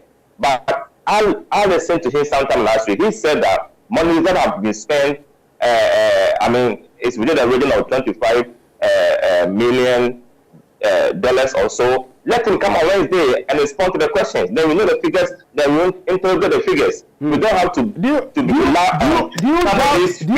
the integrity of your fellow MP?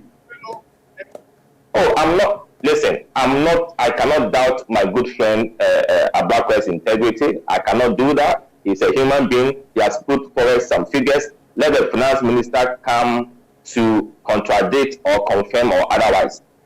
For me, let us deal with official figure. Okay, we don't have to run to town and rely on that figure to suggest that this money has been spent. It is possible that the information he will give us could even be more than what he has quoted or lesser than that. Okay, so I'll wait till the Minister for Finance come out there to Parliament on Wednesday and give us how much money have been spent. For me, what pains me is that in 2018, when the Minister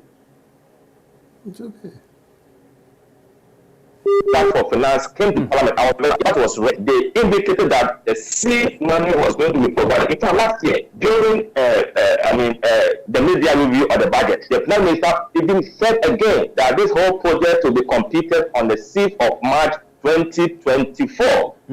Okay, so it's not like this thing is being hidden from us.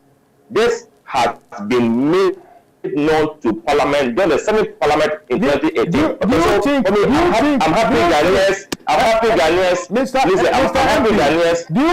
Do you think now the state will have to take control and someone has to come clean and say, look, it is the government, the state has to build this so that you guys can scrutinize, assess all the specifications and the financing of this project? Do you think the state should take over? No, for me, from the outset, the government said that it was going to provide seed capital. It's going to be a partnership, venture. So I want that to hold. The government shouldn't take over, but that initial arrangement must happen. But whatever amount government has spent, government must disclose to us. Government must be candid to us. And I'm happy Ghanaians are asking questions. We are a democracy. Exactly. We ask questions. We find another good time. We find another, but before you go, I know you have to go. Before you go, let me ask you this. As a lawmaker, are you satisfied? Are you comfortable with the methods that is being employed by our security agents or agencies, i.e. the police? Anytime. Let me give you an instance. In my day, those days, we named somebody. Maybe that time you were a kid. We named somebody called a killer. That fellow joined the army when after some armed robbers, attacked his dad, killed his dad, apparently raped his mom and sister, and he joined the army. So he became very, very, very, how do I say it? He was somebody who was against thieves and sometimes put the law into his own hands. I remember there was a story that a woman called this killer one day, so Papa Soja Bra, me tu ni phone tie, oni nkrofo bi nenam, opeso ye kronfo. Or Sintimian, the person so this man took the young boy outside and shot him. I'm telling you, this thing happened in the 80s, right?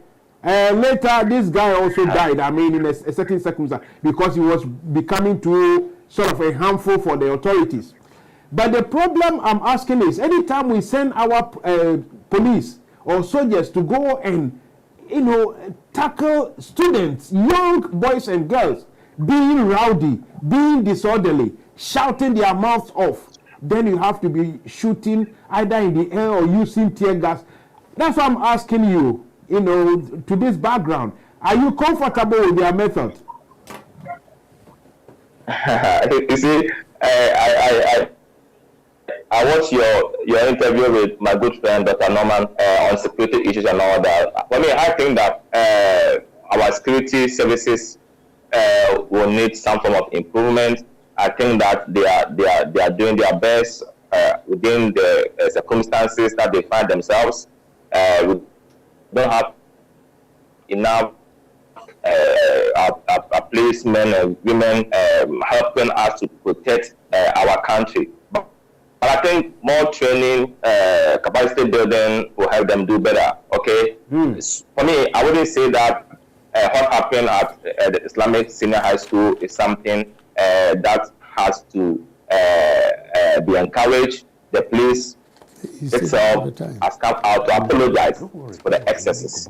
Okay, and I'm happy that normalcy has been brought to bear. But what I'm saying is that they need to improve. I remember 3 months ago in Parliament, I asked an urgent question to the Minister for National Security regarding the state of security in the country, and he gave a comprehensive response to my question. And I think that we'll get there are a few hitches here and there. There are some in there who, in my view, need to build their capacity and need so many reorientation to be able to be effective. So in a way, you are saying they need more training. Maybe some of them are not being trained properly. Or is it that we got some undesirables who are infiltrated and they are causing the problem? My brother, in human institutions, for me, I'm not holding breath or for them, or I'm not defending them. I'm a psychologist. I know human nature. And in most environment and institutions, there are some misfits, some misfinds there. Okay, but my point is that those who are under capacity, how do we strengthen their capacity? Those who, as you are saying, the undesirable elements, if they are there, how do we get rid of them? I say once again, sir, there are 3 questions. If you can answer them for me quickly, in quick steps, then we can finish with you. Later on, I will tell you more about, in private, about Uncle Mansa Musa. But 3 good questions, and quickly we can, and I think your time is up. The first question I want to ask you is, what do you make of this Toby Afedis issue? Okay, so I've made my point on that. For me, I think that what he did was noteworthy. It's commendable, okay?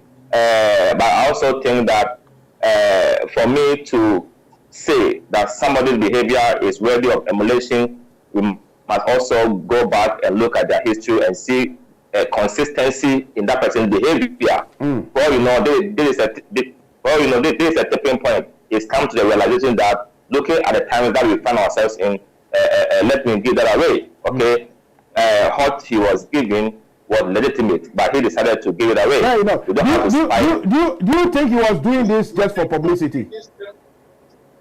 I can't say that, but I've said that. Let's leave that already, and that is good enough. Let's go on to the next one. Nana Addo recently spoke at the planting of trees. Do you think he missed the point? Shouldn't he have used the occasion to, let's say, rescind that decision to declassify Achimota Forest Reserve? He should have used that occasion to say, look, I'm not going to declassify it again. For me, I don't know. For me, what I know is that, for me, my position is that we need to preserve our forests. For the president not to have said that, I don't know, maybe it escaped me, right? But he will make sure that the environment is protected. I don't think that Nana Akufo-Addo will preside over a government for our forest reserve to be destroyed. My brother Musa, you know the history. You know the history surrounding. I'm telling you that we will talk about this long time to come. I know the history. Yeah, the point is that talk about it. The last question before you go. The last question. And I will let you. I will ask you this question. And you can add all the positives, and we can say goodbye to you. The last question is that do you have any preference in the MPP flag bearership and also in the NDC flag bearership? I'm throwing the ball to you in your court. Do you have any preference? So let me tell you something. I've said that we should have a public inquiry into the Achimota forest from 1922. It's not answering the question. It's not answering the question. Yes, proof of that. And regarding, I know NDC, Mahama is going to win. I mean, he's going to be the flag bearer. I mean, we don't have any issues about that because I know that whoever will bring from our side will be able to defeat him because we know his record. We know how to do it. So we can handle it. As for the MPP, there are about 5 persons who have declared their interest. We are monitoring middle of next year. We will know, who we think can handle President Mahama. For us, what is important right now is to govern to the satisfaction of the people. We can bring the best of those who are aspiring, but if the economy is not robust, the economy is not in good shape. No matter the person you bring, the person cannot perform any wonders. So this is what I would say about that. Okay. When do you think you have time for a full, proper chat-up, with the Congress and everything? Anytime, if I agree with you that I will be part of your show. One of my best friends died. That's why I came to Kumasi this afternoon. So yes, I'm going to see the family. Yeah. But anytime that you want us to have any engagement and you tell me, I'll fix some time for us to talk about that. Okay, we'll fix that. Yeah. Look, a lot of questions coming in from every place, and the time. I really have to respect your time as well. But Dr. Kingsley Nyako, you are the MP, Member of Parliament for Kwadaso in Ashanti or Kumasi. Yes, sir. Yes, please. For the last 30 seconds, what are the positives? What do you think will help you guys to break the age? Oh, okay. So now I said that, you see, we are going through the worst economic recession since the Great Depression. Times are hard. But I think that Nana Akufo-Addo and the government should, as quickly as possible, outline some new intervention to soothe the pains of the masses. Okay, I'm happy that, my brother, you are aware that some years back, about 4 years, we slept in darkness. Now we have relative power supply.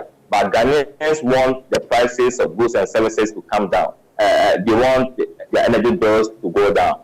That I think is the preoccupation of the government, and the government that I believe will deliver. So we are early this year. We have about 2 years to go, and I hope that we be able to change things. But Ghanaians should ask the NDC the alternatives that they have, because now we are in the midst of the global challenge. They are talking plenty, but they've not been able to suggest that if we believe that we are the alternatives, what can we do differently? And none of them has been able to proffer a single alternative that will bring this economy back. And Ghanaians should be interested and ask them, because you don't want to bring a political party who has no clue, who has no solution to address the ills that we are going through. But we have introduced so many programs. The Free School is doing so well. We have established the 1D, 1F. We have 107 of them. That's created about 150,000 the indirect jobs. All the interventions all those are going to give you. This will help you break the 8, isn't it? No, okay, no. I'm saying that it is part of them. It's part of our record. It's part of our record. Doctor, you see, if the NDC has created even 2 factories that employ, let's say, 10 people, I'm sure Ghanaians would have been proud of them. They should tell us the job. You see, Ghanaians must compare. No, it's the jobs the NDC created, the jobs the MPP has created. Ghanaians must also look at the years of sleeping in darkness, and now all this must be looked at. And people like you who sit behind the console. I tell you what, listen, we have a lot to discuss, and next time I'm not going to rush you like this. My time is up and yours as well. So let's leave it here, Dr. Kingsley Nyarko. Another time we'll have a full 2 hours with you. Then, we can go over these questions again and we'll have some tangible. Yeah, thanks for having me. Thanks for having me, and my regards to all your viewers and listeners and all those in the UK. God bless you all. Thank you very much. Right, that was Dr. Kingsley Nyarko. He's the MP for Kwada. So, he has made his point. I don't know what you guys think, but you can phone in anytime to give your opinion. Those of you asking if you want to phone in, yes, you can phone in. I didn't want question time with him because it would take too much of our time. That's why I didn't alert you guys. But you can call in from now. 45 seconds break whilst we're freshening up. Then I'll come back to. I still have, maybe you can't see him on the screen, but I still have Mr. Kitiosin here in the studio. 45 seconds break to freshen up a little bit. We'll be back soon. Thank you. We are so poor, baby. No, for Canada, so my cow. Would you pay money? Now, can you say, would you 12 bros? I would tell him. And sign that man any D. ITS Pro Center. ITS Pro Center. Me, they find it is pro. I just say, be a ya teaching crop for your mount SIA license. Now, but with your security, now they are compared you, man. Who said your net and go for Eduma sign no win your Juma. Baby, I make a farmer. ITS Pro Center. And what any better amount here? Not on Saka certificate. It's other thing as I was trying to catch up so near Juma. ITS Pro Training Center. No, and your SIA Nkwane you. Yes, CSCS card so I can't. CSCS card mention. Just 1 day training pep. Now we answer on Sabasa account health and safety certificate so. And do it why day. And if you are for a Jawi, I'm a young training. Almost aqua shag master site. It's been a mega for. What to why day? And then I want to make a Bomadia Nafray. I was on the best way so. 79. Welcome back to Home TV. And for some of you asking me, you are always changing your name. Yes, we changed last week from Titiapa to Home TV. Mansa Musa is here with the program called As a Matter of Fact. As a matter of fact, we are sitting here. It's very hot here, and as a matter of fact, I have Mr. Kitiosin here, waiting patiently. He's relaxed and he's ready to go. Before we called in Dr. Kingsley Nyarko, Mr. Kitiosin was discussing or explaining to us, as the Nigerian man would say, how far about the PPP, how relevant they are, and why they broke off from the CPP. Yes, first start to ho. Enti confusion kakra CPP no. No, I am saying that there is a misunderstanding that led to the breakaway or withdrawing Dr. Indom and colleagues withdrawing from the party. Since then, we have moved on for 10 years. We have moved on for 10 years, and that is vital. Because in any situation, there's disagreement. Yes. Even in marriages, there are divorces and all that. Of course. So even here, when we were sitting here, there was disagreement. Yes. So what I was saying was that the confusion that brought about the CPP breakup. Before you carry on, I have to apologize to our viewers, to everybody, and to you, the PPP people, because honestly speaking, it's because of the technology. That was why it has eaten into our time. These 2 interviews they were scheduled, but they should have happened long ago because of technological failures. Okay, that's fine. So I apologize for the fact that thank you. The question you asked is very important. So many people are asking me the same question. So this is what it's about. That I analyzed it to you in the beginning that in May 2011, in 2011, if you are telling the party to go to Congress in May 2012 to elect the flag bearer, then it means that person will have only 5 months to contest Professor Atamiris and Nana Akufo-Addo. It did not make sense. So he disagreed. And not that he disagreed. There was a disagreement in the camp. Yes. It's not just Kwesi. No, but Papa Kwesi also disagreed So that's the suggestion. No, he was a leader. He was Yes. somebody who was Yes. No, I understand. Yeah, there was misunderstanding within. Yeah. But he himself too disagreed to that proposal that they should wait, isn't it? Of course, yes. I mean, he was a leader, one of the leaders. So I'm just trying to establish the point that he didn't agree, because if he did, he would have stayed. But he didn't like that. So he said, listen, let's do quickly our convention in 2011. 2011. It makes sense. They said, wait, makes sense, yeah. we are going to wait until May the next year. That gives him the flag bearer, any flag bearer, only 5 months to contest. When Atamis and Nanadu were there for over 2 years, it didn't make sense then, you know. So that's why there was, as you said, there was a breakaway. And we have broken away, planned all our strategies. Before you come to your strategy, I want to still ask you, do you think he got the calculus, the political calculus wrong? Because, because if he got it right, your party should be stronger than CPP, but it's not. No, it doesn't mean that. That it doesn't work that way. I mean, if you are not comfortable with the situation, you are obliged to leave. There's nothing stopping you. You know what I mean? We've left 10 years. We've been on our own 10 years. Are you better for it? I don't mean we are better. better. We are better. Is the party better being PPP than being with CPP? Yes, we are better. I don't know what you're comparing with. I'm comparing you to, if you had stayed, all of you, in CPP, do you think you would have made the CPP stronger? I think. And for moving away, you have made the CPP weaker. No, and you have not made your party stronger. No. That's what I mean. Political parties do not operate that kind of way. I've told you that we lost all NDC people are CPP. All NDC people are CPP. From the CPP, okay, fair enough. All right. And that CPP that was left. And now all PPP people are also CPP. You see, we were planning to make the CPP. No, we were planning to make the CPP that remained better. You know, and so anybody standing in our way was a waste of space. Okay. Let's move from the CPP and come to where we are now. So we have been there for 10 years, and 10 years we've planned our strategies for a way forward. And any other smaller political party that is interested is welcome to join us. Because NPP... Let me come in to ask you what... Okay, go ahead, please. NPP, New Patriotic Party, that used to be called United Party. There were 8 political parties, they became NPP. Most people don't know. Maybe even this minister you interview hasn't got a clue.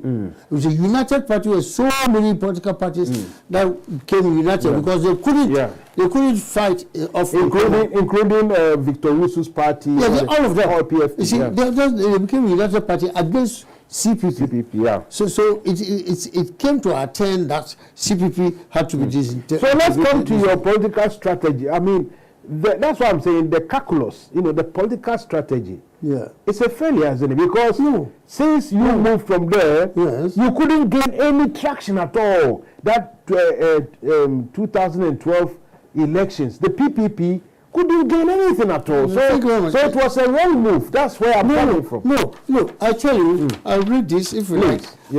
This is, if you like, our manifesto for 2012. Your manifesto it's not even A4. No, hang on. This is a summary. I'll tell you what. The NPP stole our policy on education. Free SHA they are bragging about. We introduced it. That one I agree with you. They still a lot. NPP will still a lot. Yes. Ghana laws. Our constitution, I think Article 38, if I'm right, on education policy, it said one simple thing. That Rawlings, who signed the constitution in May 17 May 1992, they gave every political party that comes into power 2 years moratorium or holiday. That's 1992 to 1994. Any political party that came into power, and we are talking about the education policy now, they should take 2 years, relax, and start to gradually introduce a policy of free and compulsory basic education in Ghana. You see, the reason why I don't want us to discuss policies yet is that I want to discuss your strategy. Yeah, My that point was is, my strategy. yeah. Please, No, this is, I will let you, time only for one you. point. Okay, go on Yeah, then. thank you. Go on. You see, I have, you are saying our party is not relevant. We are relevant Okay. because MPP stole our policy on free SHS. That one, I can tell you, because we have got it here in our point number 5. That you introduced that policy in 2013. the same thing that the MPP are doing, the same thing. Yeah, That, no, hang on. Your free SHS, is it the same thing that they are doing? well, maybe the different way they are doing it. We are the only political party in Ghana who Use the word free. who And wrote swore and wrote it Wrote in it. our manifesto Okay, fair enough. that we will introduce it. That's why another told you, oh, it's a good idea. You must copy Okay. it.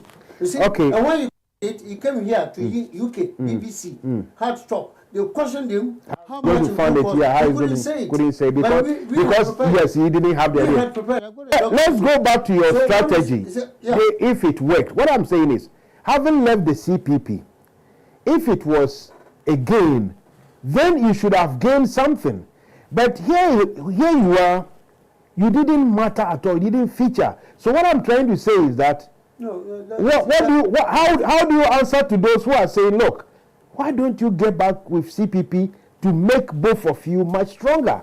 That's the question people are asking. The people asking, they've asked me more than 300 times. I've told them. This is a 301.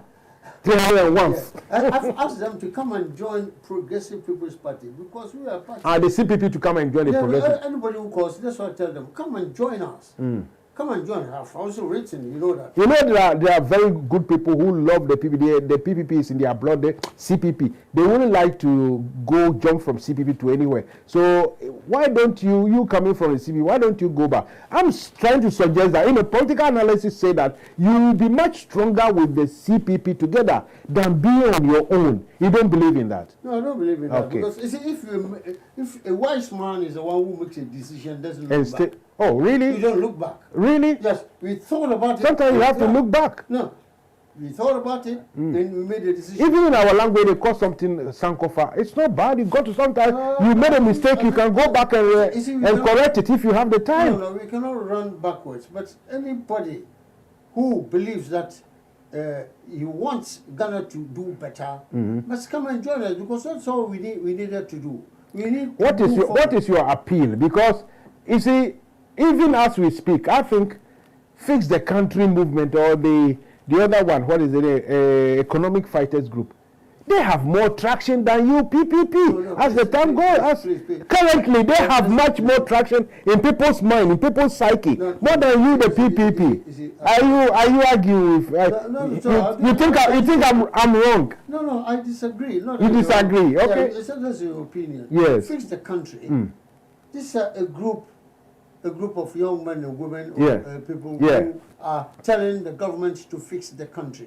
You know. Yeah. And I was the only one in the whole world, Ghanaian world, Yes. that wrote to advise the Ghana government to talk to them. Okay. That's a democracy. Fair enough. Do you understand? Uh-huh. I advise Ghana government to sit down and talk to them. Fair enough. Up to now, the government hasn't done it. But a guy in Nigeria. So you realize that Yes. the Fix the Country group and the Economic Fighters Group, what their objective, whatever it is laudable. You support it. You agree with it. No. I'm not saying that. No, you say you wrote to the government to sit down with them. Sit down with them to do that. What? Any good government. Yes.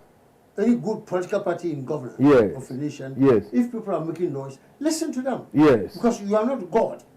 Yes. NPP is not God. No, these people are not making just noise. So No, they say no. They should feel the country. You said you supported that idea that the government should sit down with them to listen. I didn't say That means what they are asking for is good. I did not say I supported the idea, but I said, Oh, you don't support the idea these of guys, young people shouting the government to fix the country. You don't support it. No. I said the Ghana government must sit them down and have a dialogue with them about what they are complaining. Has your party sat them down to talk to them? Your party? My party is not in government. No, it doesn't matter. If you ask the NDC people, they will say that they had some discussions and they support. NDC people will say what the boys are saying is true. Does your party also say that what the guys are saying is true? What are they saying? that the government should fix the country. Do you support that notion, that idea? It says fix the country because there's unemployment in the country. Yes. Roads Everything. are not being repaired. That's exactly. So you should agree to that. No, I shouldn't agree to that. Oh. They just came in the fray. We've Yes. been there for 10 years. Fair enough. So I totally agree. You are a party. A young people, schoolboys, teachers, or whatever, they've come together to shout on the government that, look, fix the country. And you say you are not in support? No, hang on. This fix the country we're talking about.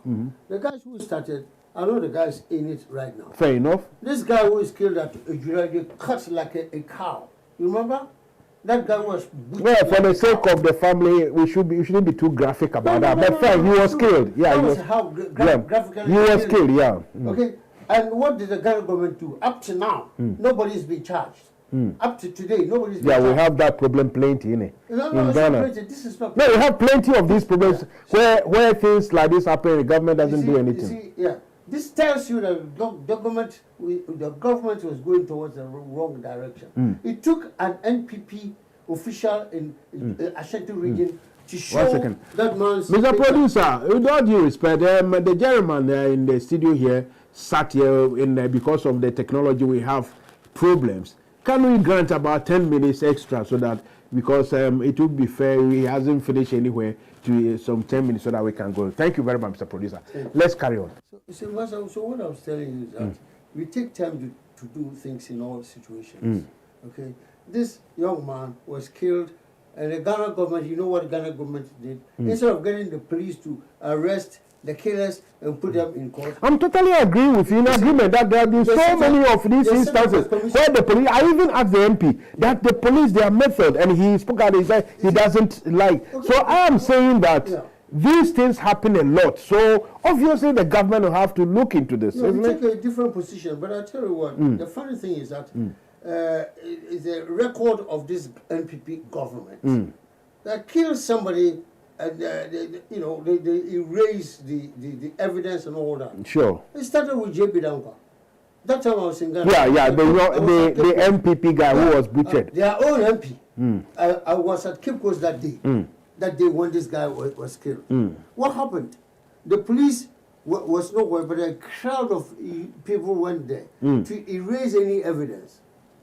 It's an internal affair, internal wrangling affair. Are you saying Yes. you have evidence that people went to erase evidence? In Ghana, you don't need evidence to. So in Ghana, as you are, you are a seasoned politician, you can just talk without evidence, and you accept that we should keep quiet. No, the government is showing the way. Listen, an MP. No, you are making an allegation. I want. Listen, I'm suggesting to you, or I'm putting to you. Yes, go ahead. Was it not so wrong? JB Dankwa, member of parliament, being killed up to now. Nobody's. And you said people went to erase evidence. Do you have evidence of that? People erasing. A crowd of people were there, and the head of state or the government said nothing against that. Yeah, but it is the police who should say that they don't have evidence. But the police are not saying they don't have evidence. So where are you coming from with this? That the people went there to erase the evidence. That's the only thing I'm asking you. The police under Inspector General of Police. At that time, even Dampare was also working there on the incident. Yeah, they were. Before he was transferred elsewhere. Yeah. Maybe because he knew too much. I don't know. You understand? Anyway, we have to be very watchful and mindful how and things we say. Let's move on. So, obviously, let's come back to your party. Yeah, that's right. So, PPP, 10 years since you broke away, you formed your party. What is the, how do I put it? How have you grown? Is it better? Are you now solid? Do you have more members? What is happening? Do you matter at all in Ghana politics? That's why I was giving an evidence of we mattering, then you stopped me. The education policy, not only that one. You wanted the But this is your policy on a piece of paper. It's too small. Hang on. This is a summary. I can't bring a book. I'm not Mr. Kukuba. I can't bring a book to the studio too. You know what I mean? I wish you brought the book because this is the case. I'm challenging this piece of paper. Strong policies that were stolen by this administration. very interestingly, we wanted this district assembly, metropolitan district chief executives to be voted upon, not on political party lines. Why? Yeah, because in a village, you say you can't. Why don't you vote on political lines? That's what we do in this country. Say, this is assemblies. These people are appointed by Ghana government. Yes. And it should be voted. I agree with you, but you say it shouldn't be voted on party lines. No, But they do it here in this country. It works.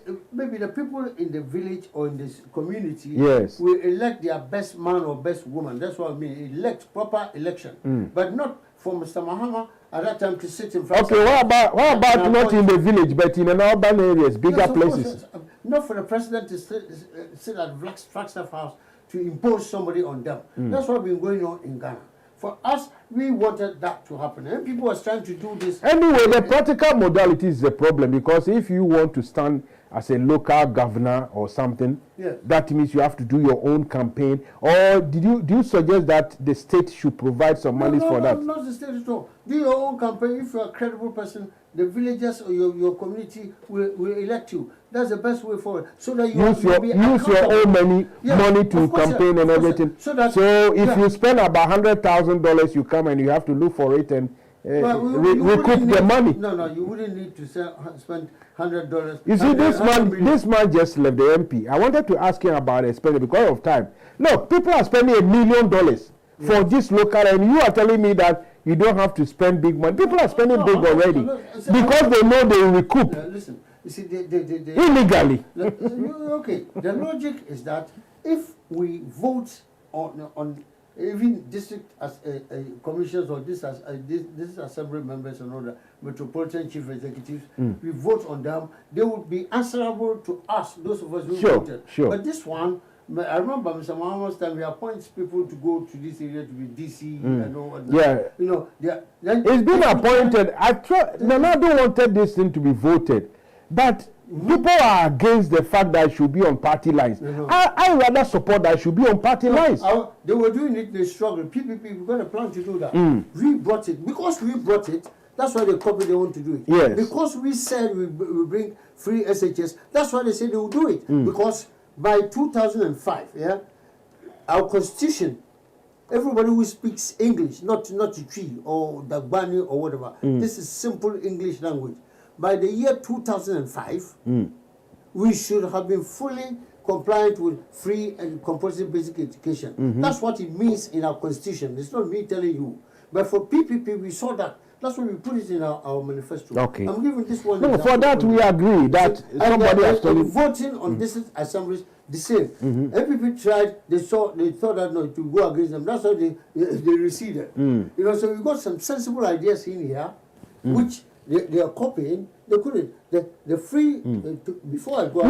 No, you are selling your policies. I agree, but I'm still asking, what is your worth? Because till date, you can't tell me that you are gaining more funds already. No, you are not. You are losing more funds. Relax. For the last time I asked, they say your people are running away. No. Who are you see, empty vessels make more sound. Don't deal with people who are empty-headed. Okay. Because they talk before they think. But for us, we think before we talk. Okay. I told you about education policy. I was working on an article in 2012, in the year 2012, here in London, at 1 a.m. and I watched BBC Hard Talk program. Our president. We have about 5-7 minutes, so let's fix a lot of conversation. Nana Addo was just a flag bearer campaigning to be MPP, whatever. Fine, he was a flag bearer, but he was not a president. He came here on Hard Talk, thinking that he was going to have it easy, and but he still had it easy, innit? Because he didn't answer the question. No, you ask him. He still didn't answer. Because Progressive People's Party brought the idea of the free education. That's why he also said he will implement it. They said, how much is it going to cost you? He couldn't answer. You know that these things, we people in the media and doing politics and everything, we know that where this free SHS is coming. I will agree. I can understand that it came from your end. You started We brought it. But how many Ghanaians actually know that it was your idea? Thank you. That's what That I'm is the trying to problem. explain to you. No, you don't have to explain to me. People don't know you. No, I explain. That's why I'm saying that fix the country group as it is. They are even more popular than you PPP. No, I disagree. You are in the background. No, I disagree. See, I think Kofi Akpalu's party is even more popular than PPP. Sure? Well, maybe I'm not here to condemn people, but what I'm telling you is that because we brought the idea, you see, nobody did it. Any Ghanaian who can understand simple English written in our constitution, 1992, signed by Rollins on 17th of May 1992, will agree that fair enough. 2005. Quick fire questions. Okay. Quick fire questions is going like this. That people are suggesting that for the PPP to become viable again, Papa Kwesi Nduom should be very active. What do you think? Well, thank you very much. I mean, you're going to hear him because he was great. All right, because he was a great guy. He was. Now he's not. No. Now he's not. No. The MPP thought, the government thought he was a great guy, and therefore they had to submit him. But he's still a great guy. He's still a great. But you are saying you are using worse. You are using past tense for him. That's why it's your fault, not my fault. You say he was a great guy, and I'm saying, is he still or you? Yeah, he's still a great guy. Okay. But I tell you what, because people want him. People want him back as the head of the top of the tree in PPP. Do you support that notion? I'm not going to divulge the party. No. It's just a suggestion. Do you support? Do you like it? Or maybe you don't like it. Maybe you are against him coming back. Who knows? That's what I'm asking. Do you like it that he comes back or not? Look, PPP, Papa Kwesi Nduom. Kit Yosin, do you support that he should come back at the top? Why not?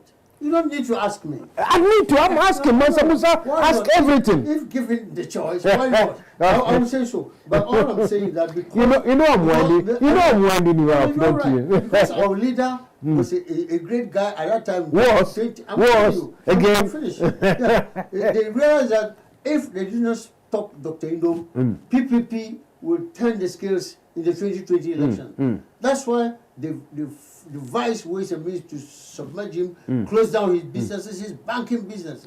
4 minutes more. Banking businesses submerged everything. Okay. Apart from the physical or private, but Papa Kwesi's private listen is different. I respect him as an elder statesman. He's my senior brother. Everything, but his public life, he's been very, very inactive. Why? He's gone quiet. Why you?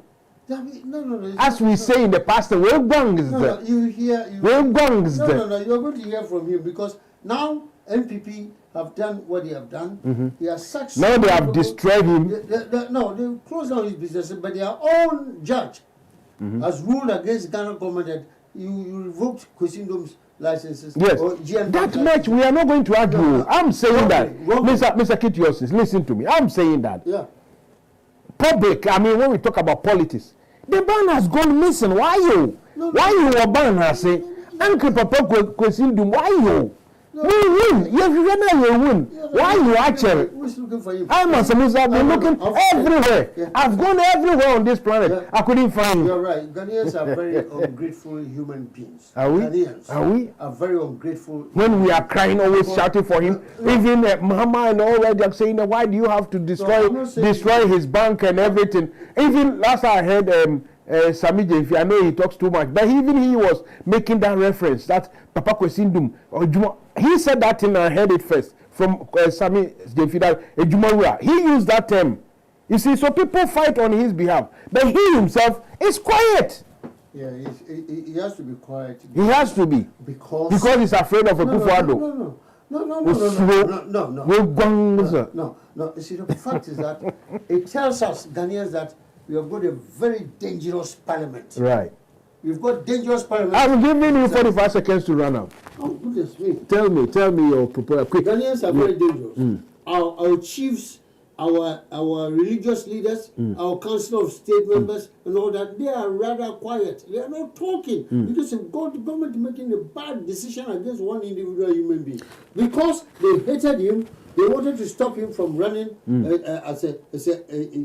be a head of. I will agree with you on one point. See, government has made bad things, not against only one human, but against Ghana itself. Dr. Koblen before Dr. Papa Kwesi Nduom, you revoke their license. How can you knock down buildings, everything together. It's more than the cathedral you are going to build. Such as it. And then no be build na assassin adin nyina de kamboma. Ne bunu odo so say cathedral obesi no. And so Ghana fusi worrying. It's the guy actually I would say has destroyed Ghana, and Ghanaians are just watching him. Why? Well, this is the government of NPP, United Party. I wouldn't say this is MPP. This is a Kufuor different. Kufuor is different. No, it's government. I mean, who elected him? I'm telling you, a lot of MPP people, top men, Kwame PNE and the rest, they are all against this thing. Yeah, they are all against it. Unfortunately, they've still got the power. Even I'm sure Kufuor hates what is going on, but Kufuor is gone weak. Kufuor, that's why he weak today, Papa Kosindo. No, it's not weak. He's You not hear weak. from him. I want you to prove me wrong. Yeah, I'll prove you. I'm giving you only 4 weeks. You will hear from I him. want to have him sitting here one day. He will come. Good man. And let that happen. He has to talk in Accra before he comes to talk here. Kate Yosin, I wish you and your party all the best. Thank you. Hopefully you should gain more comrades to come and join you to build, because we need Ghana moving on in democratic despair, what we are practicing. We need to move on and leave this NDC MPP. It should be a third force. If it comes from PPP, so good. I mean, so I wish you very well. Okay, thanks for coming. And sorry too for the time because of the technology. And today for Mutie Mansa Musa and Mr. Kate Yosin doing the bantership, talking and laughing and pulling his leg here and there. But it's all, in all seriousness, it's all about Ghana politics. We have to improve, we have to progress, we have to go forward, we have to go on, make it stronger. Thanks to the security expert, the line was very bad, so we couldn't have enough time with him. Then thanks to Honorable Dr. Kingsley Nyako, Kwadaso constituency MP, he came, spent most of the time to explain himself. We'll find another time to speak to him again. And last but not least, Mr. Kate Yosin too has excelled. He has acquitted himself very well on this platform, on this planet. As a matter of fact, comes to an end for tonight. Hopefully next week, and hopefully we are now going on to see if we can have maybe not once a week, but maybe twice a week. We'll see what happens. But in all things, I used to say that do everything in moderation. Do everything within reason. If it's apetition, drink small. Even if it's in Tampe, small. If it's woman, I don't know. I won't advise you on that. But everything small. Even if it's prayer, because we Africans are praying too much. We are wasting all our times. In fact, I don't know if we have some small time for the listen. Like I will play some slight listen on the. Let me see if I can get it. I will let the pray. A young woman so annoying with the prayers that he came out to talk, and his banter, his comments, very powerful, and I like it so much that I recorded it. I don't know if I can get it. It's not too long. If I can get it, I will beg my producer management to see if we can get the lady make her point. Her point is a very strong one. I hope I can get it on. Yeah, it's here. It's here. I'll put it live on the screen for everybody to listen and to listen. To realize that why Jesus is a scandal is not your fault. I woke up today and everywhere. Mr. Producer, 1 second, Jim. Are we ready to get this one? Okay. If you are ready, I'm ready here to get this lady. She spoke now. I want you to listen as well. Let's see. So I'm ready to go. If producer is ready, I'll just switch it on straight away. You are listening to Mansa Musa. The show has come to an end, but I want to play you this particular clip. It's not me alone. Mansa Musa na make us say we are praying too much. So black people are trying to tell me you are so dumb, deeply down to the extent that as a Lord, you have to realize that why Jesus is a scandal is not your fault. I woke up today and everywhere on my status, I am seeing the anointed people post Jesus is everywhere, Jesus is the way, blah, blah, blah, blah, blah. Everywhere like zombies that are infected with a virus that we didn't even create at the first place. Sometimes this shit really gets onto my ego. Lisa, we can't get the film, but can we hear the voice only? Okay, we'll play it another time.